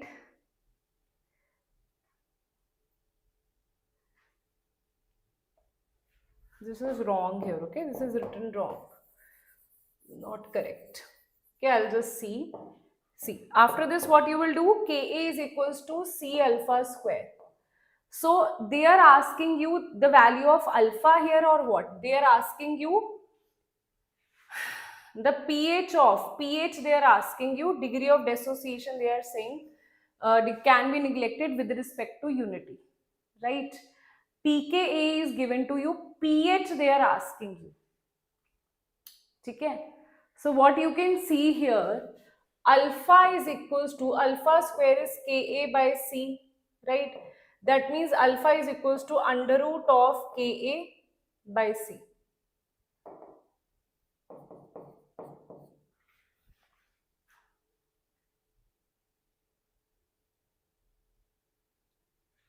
How come this is going to be, wait a minute. Consider the dissociation constant of weak acid. If pKa is given to be 4, that means Ka is given to be 10 raised to power minus 4, right? pH will be what? We don't know what is the value of H positive here. We need to calculate the value of H positive here.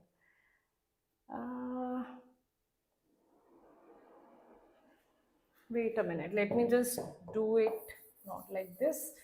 Wait a minute. I think some confusion is here. Let's solve it, okay? Let's solve it with our way. Alpha is going to be, Ka is 10 raised to power minus 4. Initial concentration is 10 raised to power minus 2. That is going to be 10 raised to power minus 2. This is under root, that means 10 raised to power minus 1. So alpha is going to be 0.1, right? So if alpha is 0.1, then H positive concentration will be C is 0.1, alpha is also 0.1. Wait a minute, C is 0.01. Okay, 0.01, that means 10 raised to power minus 2. H positive is going to be C into alpha, that is 10 raised to power minus 2 into 10 raised to power minus 1, that is alpha. So 10 raised to power minus 3. So minus log of H positive, that means minus log of 10 raised to power minus 3, it will become 3. That means pH is going to be 3 here. Okay? Now they are asking you the pH of, this so we have done, pH is coming out to be 3 here, right? Okay, that was like, it was not solved right. This is how you solve it, okay? Done? Tell me everyone. Okay, so that was a like simple question based on weak acid dissociation, right?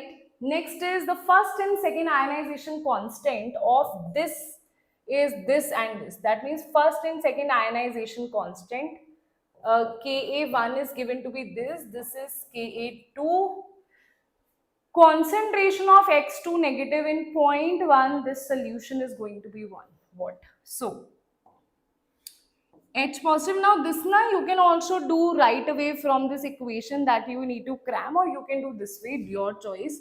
So if you see H2X, it will lose 1 H positive and it will become HX negative. Here Ka1 is given.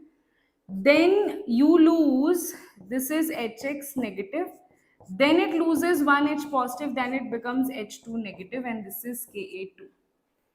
They have given you the value of both of them and they are saying concentration of H2X. That means initial concentration is C. Concentration of X2 negative you need to find out in this term. Ka1 and Ka2 is given to you. Okay. See, let's find it out. So if you want to write it this way, right? Take the initial concentration C, this is 0, this is 0. This becomes C minus alpha.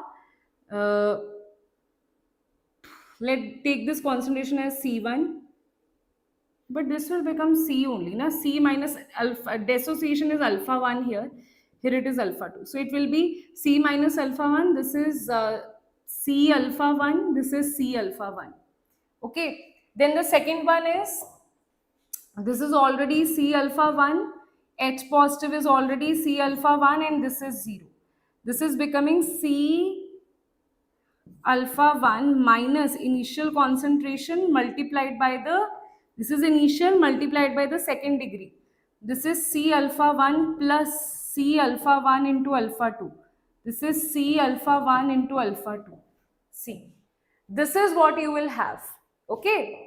So this is what you will have when you talk about initial concentrations and degree of dissociation. So Ka1 is given to you. You can find the value of alpha 1 here, right? So Ka1 is equals to, I think this is a better way to solve it rather than just cramming the formula. So Ka1 is equals to C square alpha 1 square divided by, if you, this is 2H1X, C minus, this should be, wait a minute, there's some mistake. Wait a minute, this should be C1. Initial concentration I have not multiplied here. This is, yes. Acha, one more thing here you should do. This is simultaneous equilibrium. So H positive will be added here as well. That means C alpha 1 alpha 2. And here also it will be subtracted C alpha 1 into alpha 2. Okay? So now if you see, in Ka1 you will have this whole, in Ka2 you will have this whole. So now what you can do, you know the value of C. What you don't know the value of alpha 1 and alpha 2, right? So what you will do here, you will make two equations here. Ka1 is equals to, okay, this will be C alpha 1, 1 minus alpha 2. If you take C alpha 1 common, this will be, again here take C alpha 1 common, C alpha 1, this is 1 plus alpha 2 divided by, this is, take C common, 1 minus alpha 1. Okay, now in this case, this will be cancelled, this will be one equation, other equation will be this one, where you will have product is C alpha 1 alpha 2, then this one will be C alpha 1 common, 1 plus alpha 2, then this will be C alpha 1 1 minus alpha 2. Now this is the first equation, this is the second equation, you divide it, right? What values you know the value of Ka1, you know the value of Ka2, you know the value of concentration here. Okay, you just don't know, find the value. You have like when you take the ratio, right, solve the value of alpha 1 and alpha 2 from here, then put in this equation alpha 1 and alpha 2 and you will get the answer, right? Okay, initial concentration is this, Ka1 Ka2 is given to you, and that's how you solve this. Other way is you can also directly remember the formula here, right? Ka1 Ka2 by H positive is equals to this. You can also remember this thing here. Okay, either you can remember this as it is or you can solve it, it's totally your choice. I would advise you to solve it, not to cram this thing, right? But it's totally your choice how you want to do it. I have explained you both ways. Cramming is not a big deal, cramming the formula, right? But understanding like how CE1 CE2 will work and then apply it, that is better, right? Then guys, we have an equation, है ना? Now next is we have an aqueous solution of HCl with pH is equals to 1 is diluted by adding equal volume of water.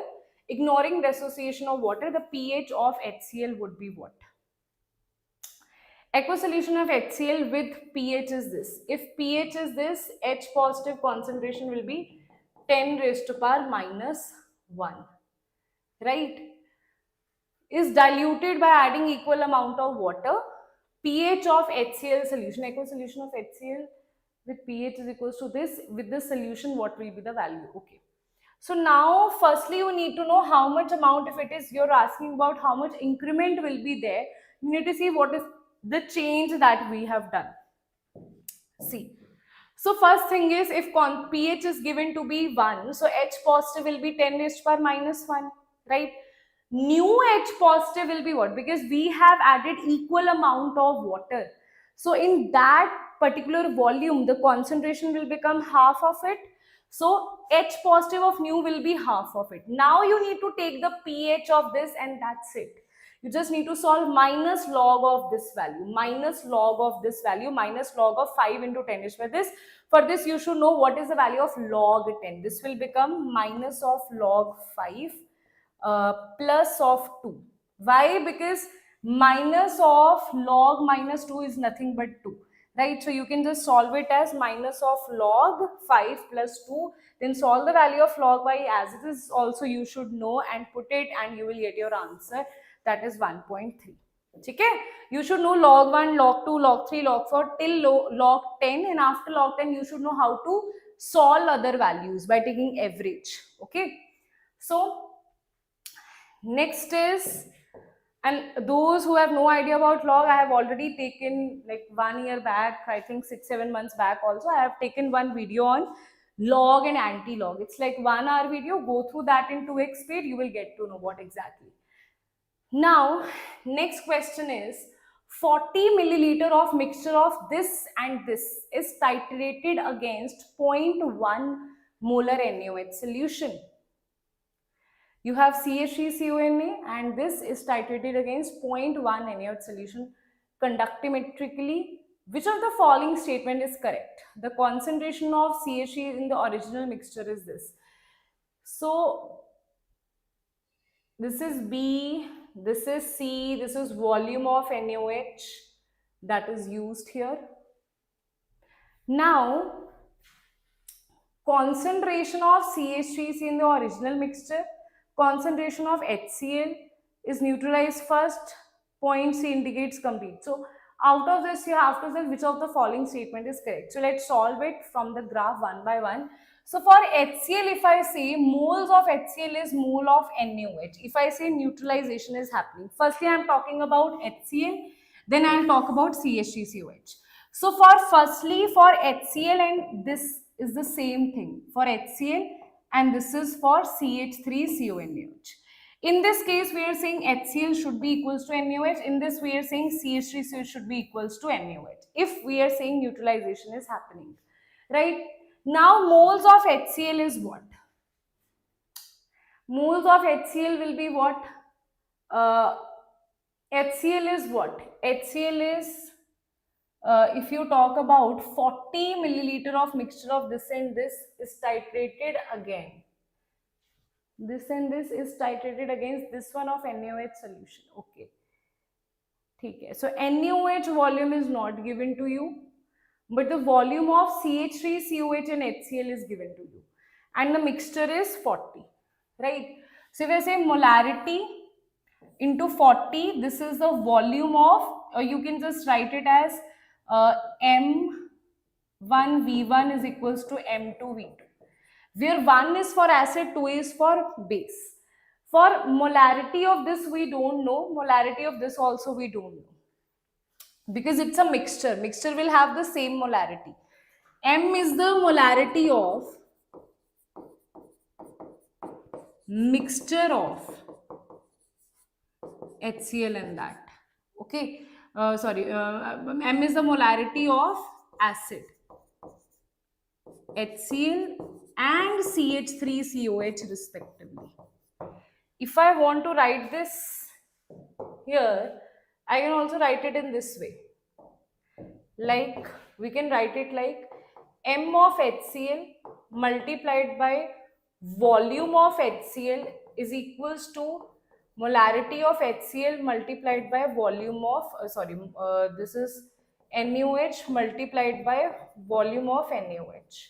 Similarly, here molarity of CH3COH, this is volume of CH3COH is equals to molarity of NaOH, and this is volume of NaOH, right? Now we need to know, see, volume of acid is given to you, this much of mixture of this and this. That means we know that the volume of acid is, this is molarity of HCl, this is molarity of CH3COH.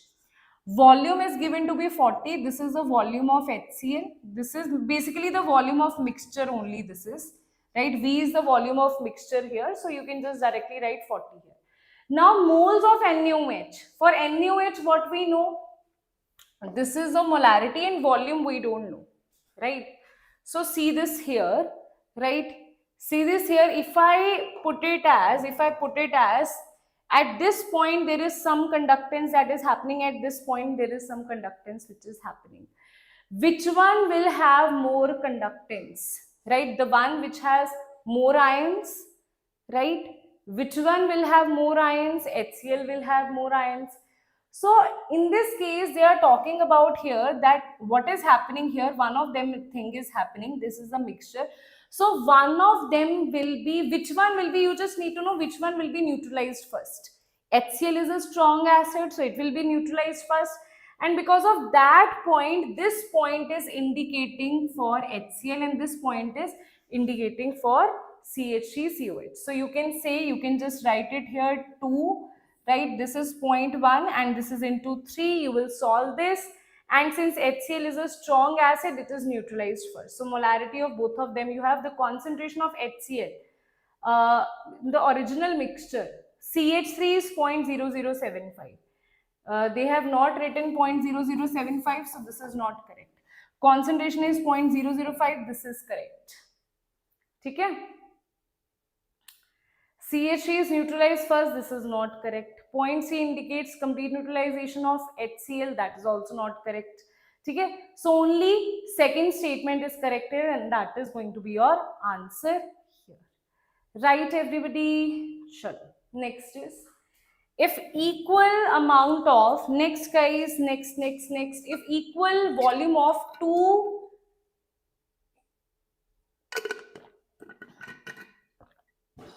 compounds are given to you, are mixed, which of the following combination will give a precipitate of A Y2 at 300 Kelvin? KSP for A Y2 is this, right?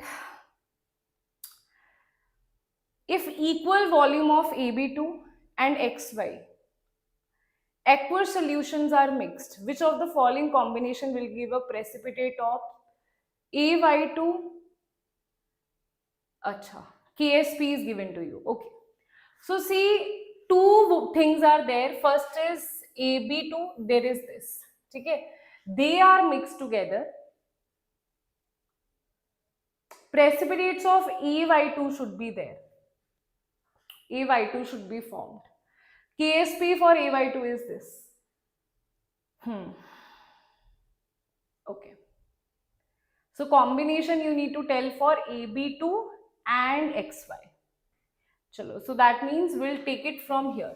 So if I talk about QSP here, if I see this will be positive, 2 positive, this will be AB2 will be dissociated to A2 positive and B negative, and XY will be dissociated to X positive and Y negative. Y negative. So when A2 positive and Y negative will came across, it will become A2Y, right? AY2. Cross multiplication, 2 will be here, AY2. So that means this will be 2. This is a full-fledged thing that you will be doing here, right? Now corresponding to this, you need to have A2 positive from this and you need to have Y from this. 2 of Y is needed, that means this will be multiplied by 2 here. Okay? So let's see if they're saying equal volume of these two are added in the aqueous solution. What should be the ratio here? Let's see. A precipitate of AY2 will form. Now, if I want to have the precipitate of this, then QSP should be greater than KSP. KSP is given to you here. Now, wherever QSP is greater, what is QSP? Concentration of this and this square should be greater than KSP. So, each option you will pick up. Option 1 is, here you will have, this is the value of A, this is the value of B, and you will answer that this will be less than KSP. This will be less than KSP. This you have to solve, okay? In the third way, this is the concentration of A. Let me see. Concentration of A is 1.5 into 10 raised per minus 4 and this is 1.5 into 10 raised per minus 3. Okay?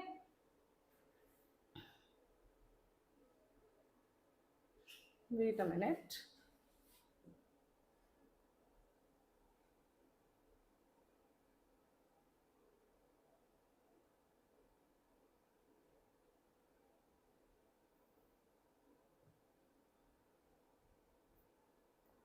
Concentration molarity is given to you. Both the salts, equal volume are added for both the things. Achha, this is also Y, no? So that square also you will take.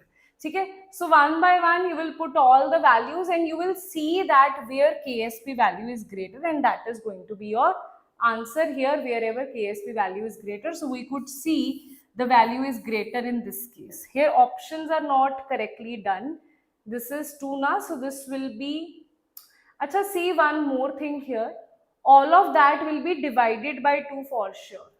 Okay, so that you get the actual answer of concentrations here. Okay, so after solving, answer will be B, right? Next also is a factual based question. Arrange the following in increasing order of solubility product. So now solubility product. Now if I told you about KSP, that depends on more the ions, more will be the KSP. Now this has maximum number of ions, so CaOH twice definitely should have maximum. So this and this is already eliminated here.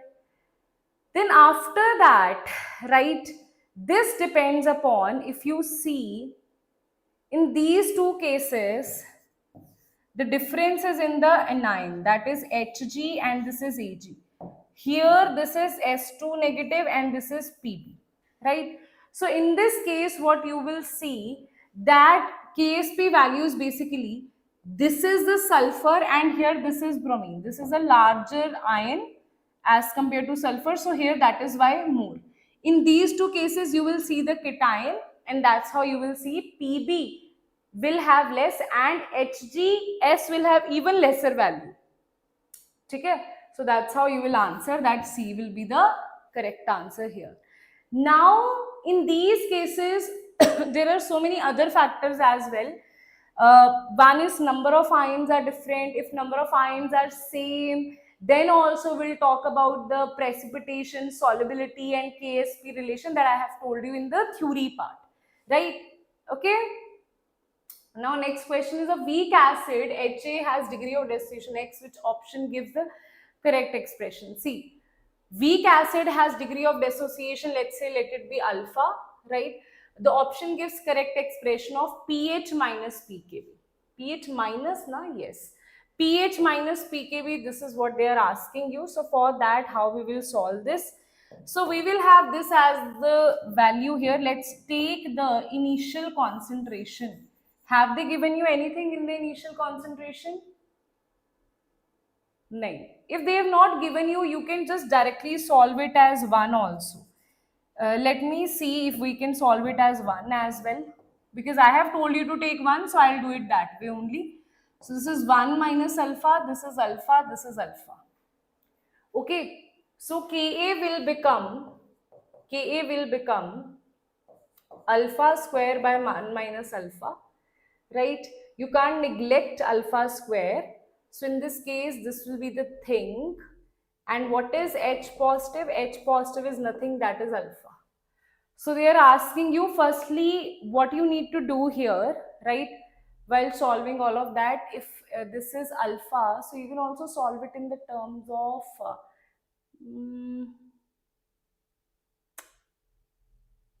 so let's do it that way. See.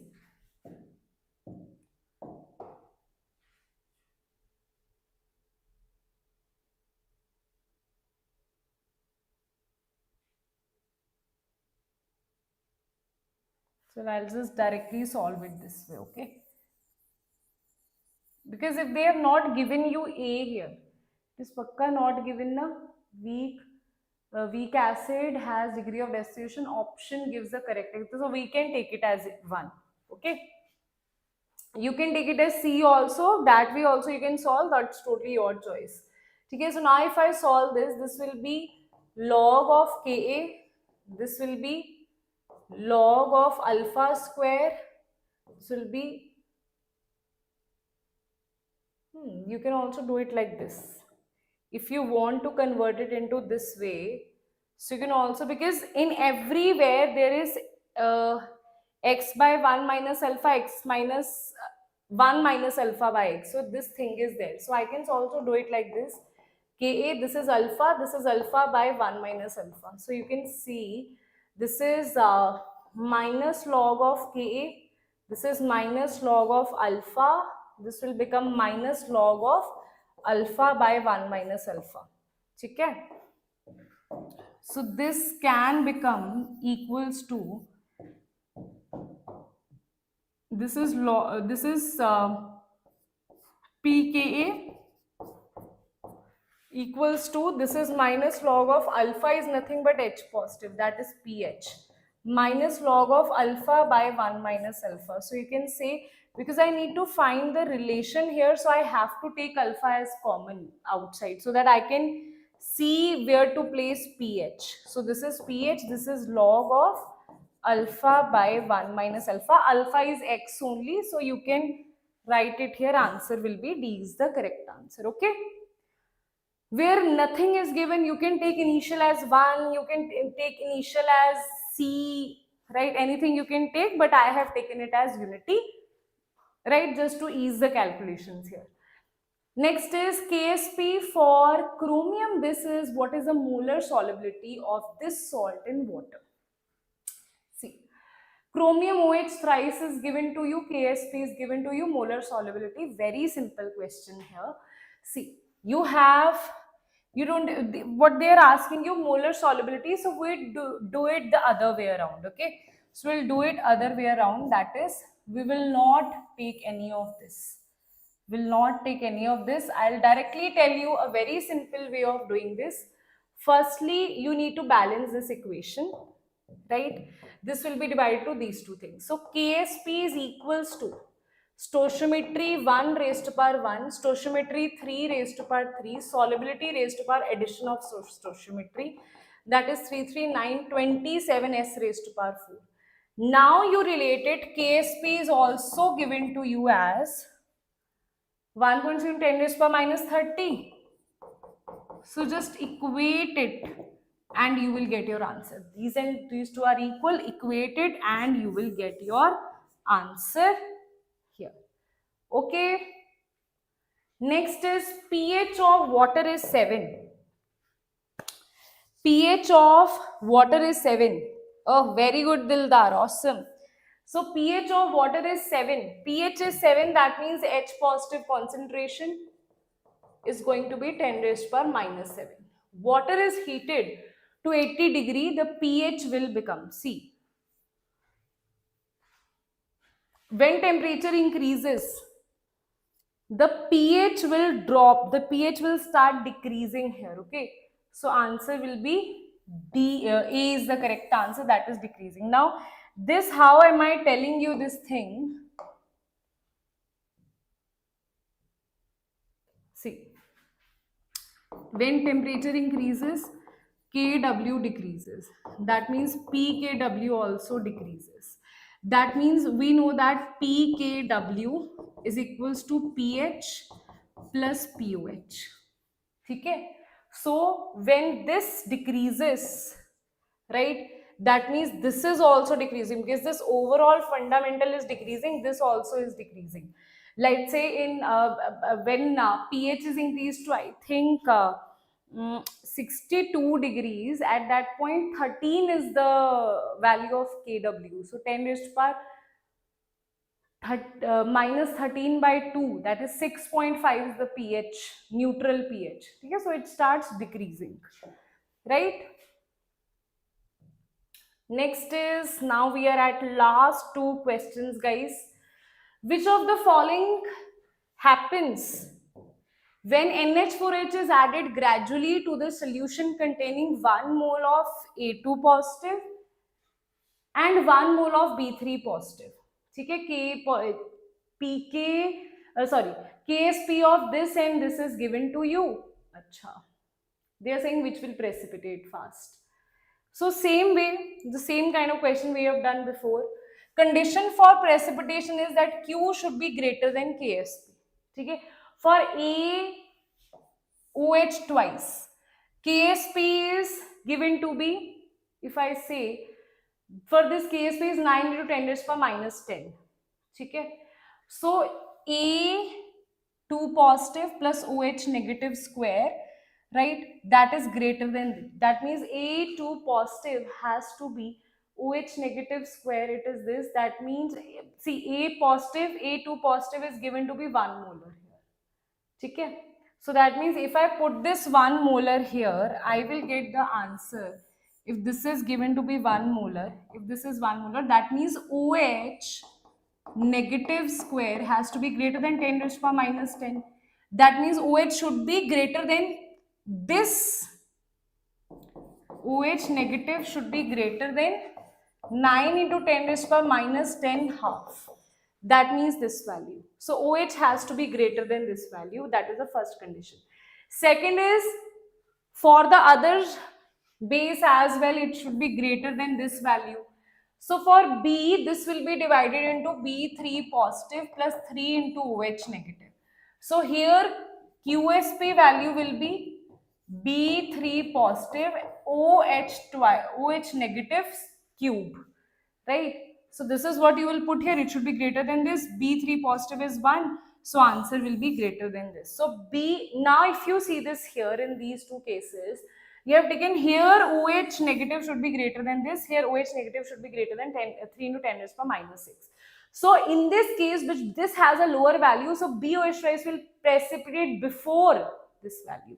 because here it should be greater than smaller value, this should be greater than a larger value as compared to this. So this will precipitate faster here.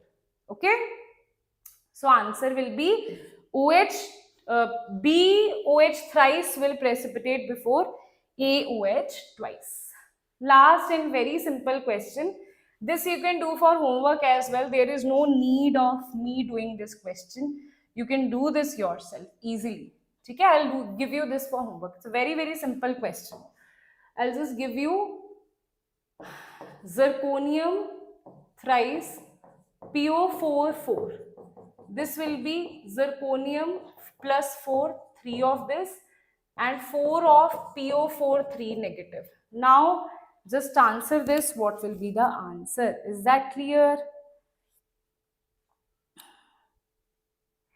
Okay, done. Now today we'll do this much only, right?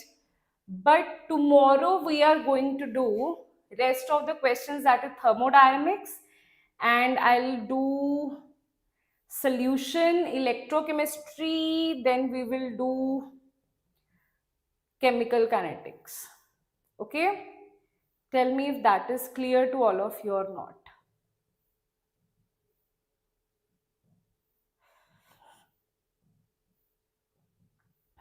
Tell me everyone, is that clear? I'll just delete the rest of the slides so that you don't just, like, okay ma'am, suspense gone. Isn't it? Tell me. So, because doing 50 physical chemistry questions was itself a task, right? Forget about 100. I knew that this will be completed in only 2 stages only, but still I thought of let's at least try. Okay? Tell me. Clear? Oh.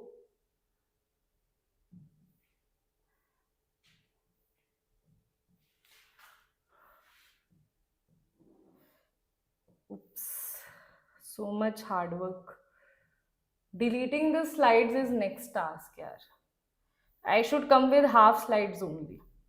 Then I'll import the half slides. Wait a minute. Now I'll delete it here only so that, oh god, still only 90 questions deleted. Oof, you can see how much task we have for tomorrow. Tell me, when do you want me to take the class? In the morning? 12 p.m.?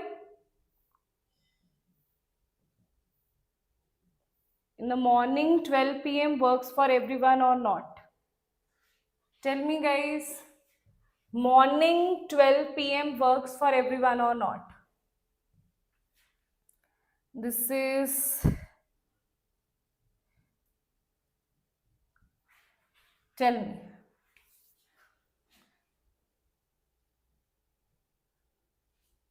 Okay, chalo. Okay, then I'll see you all in the next class tomorrow morning 12 p.m. right?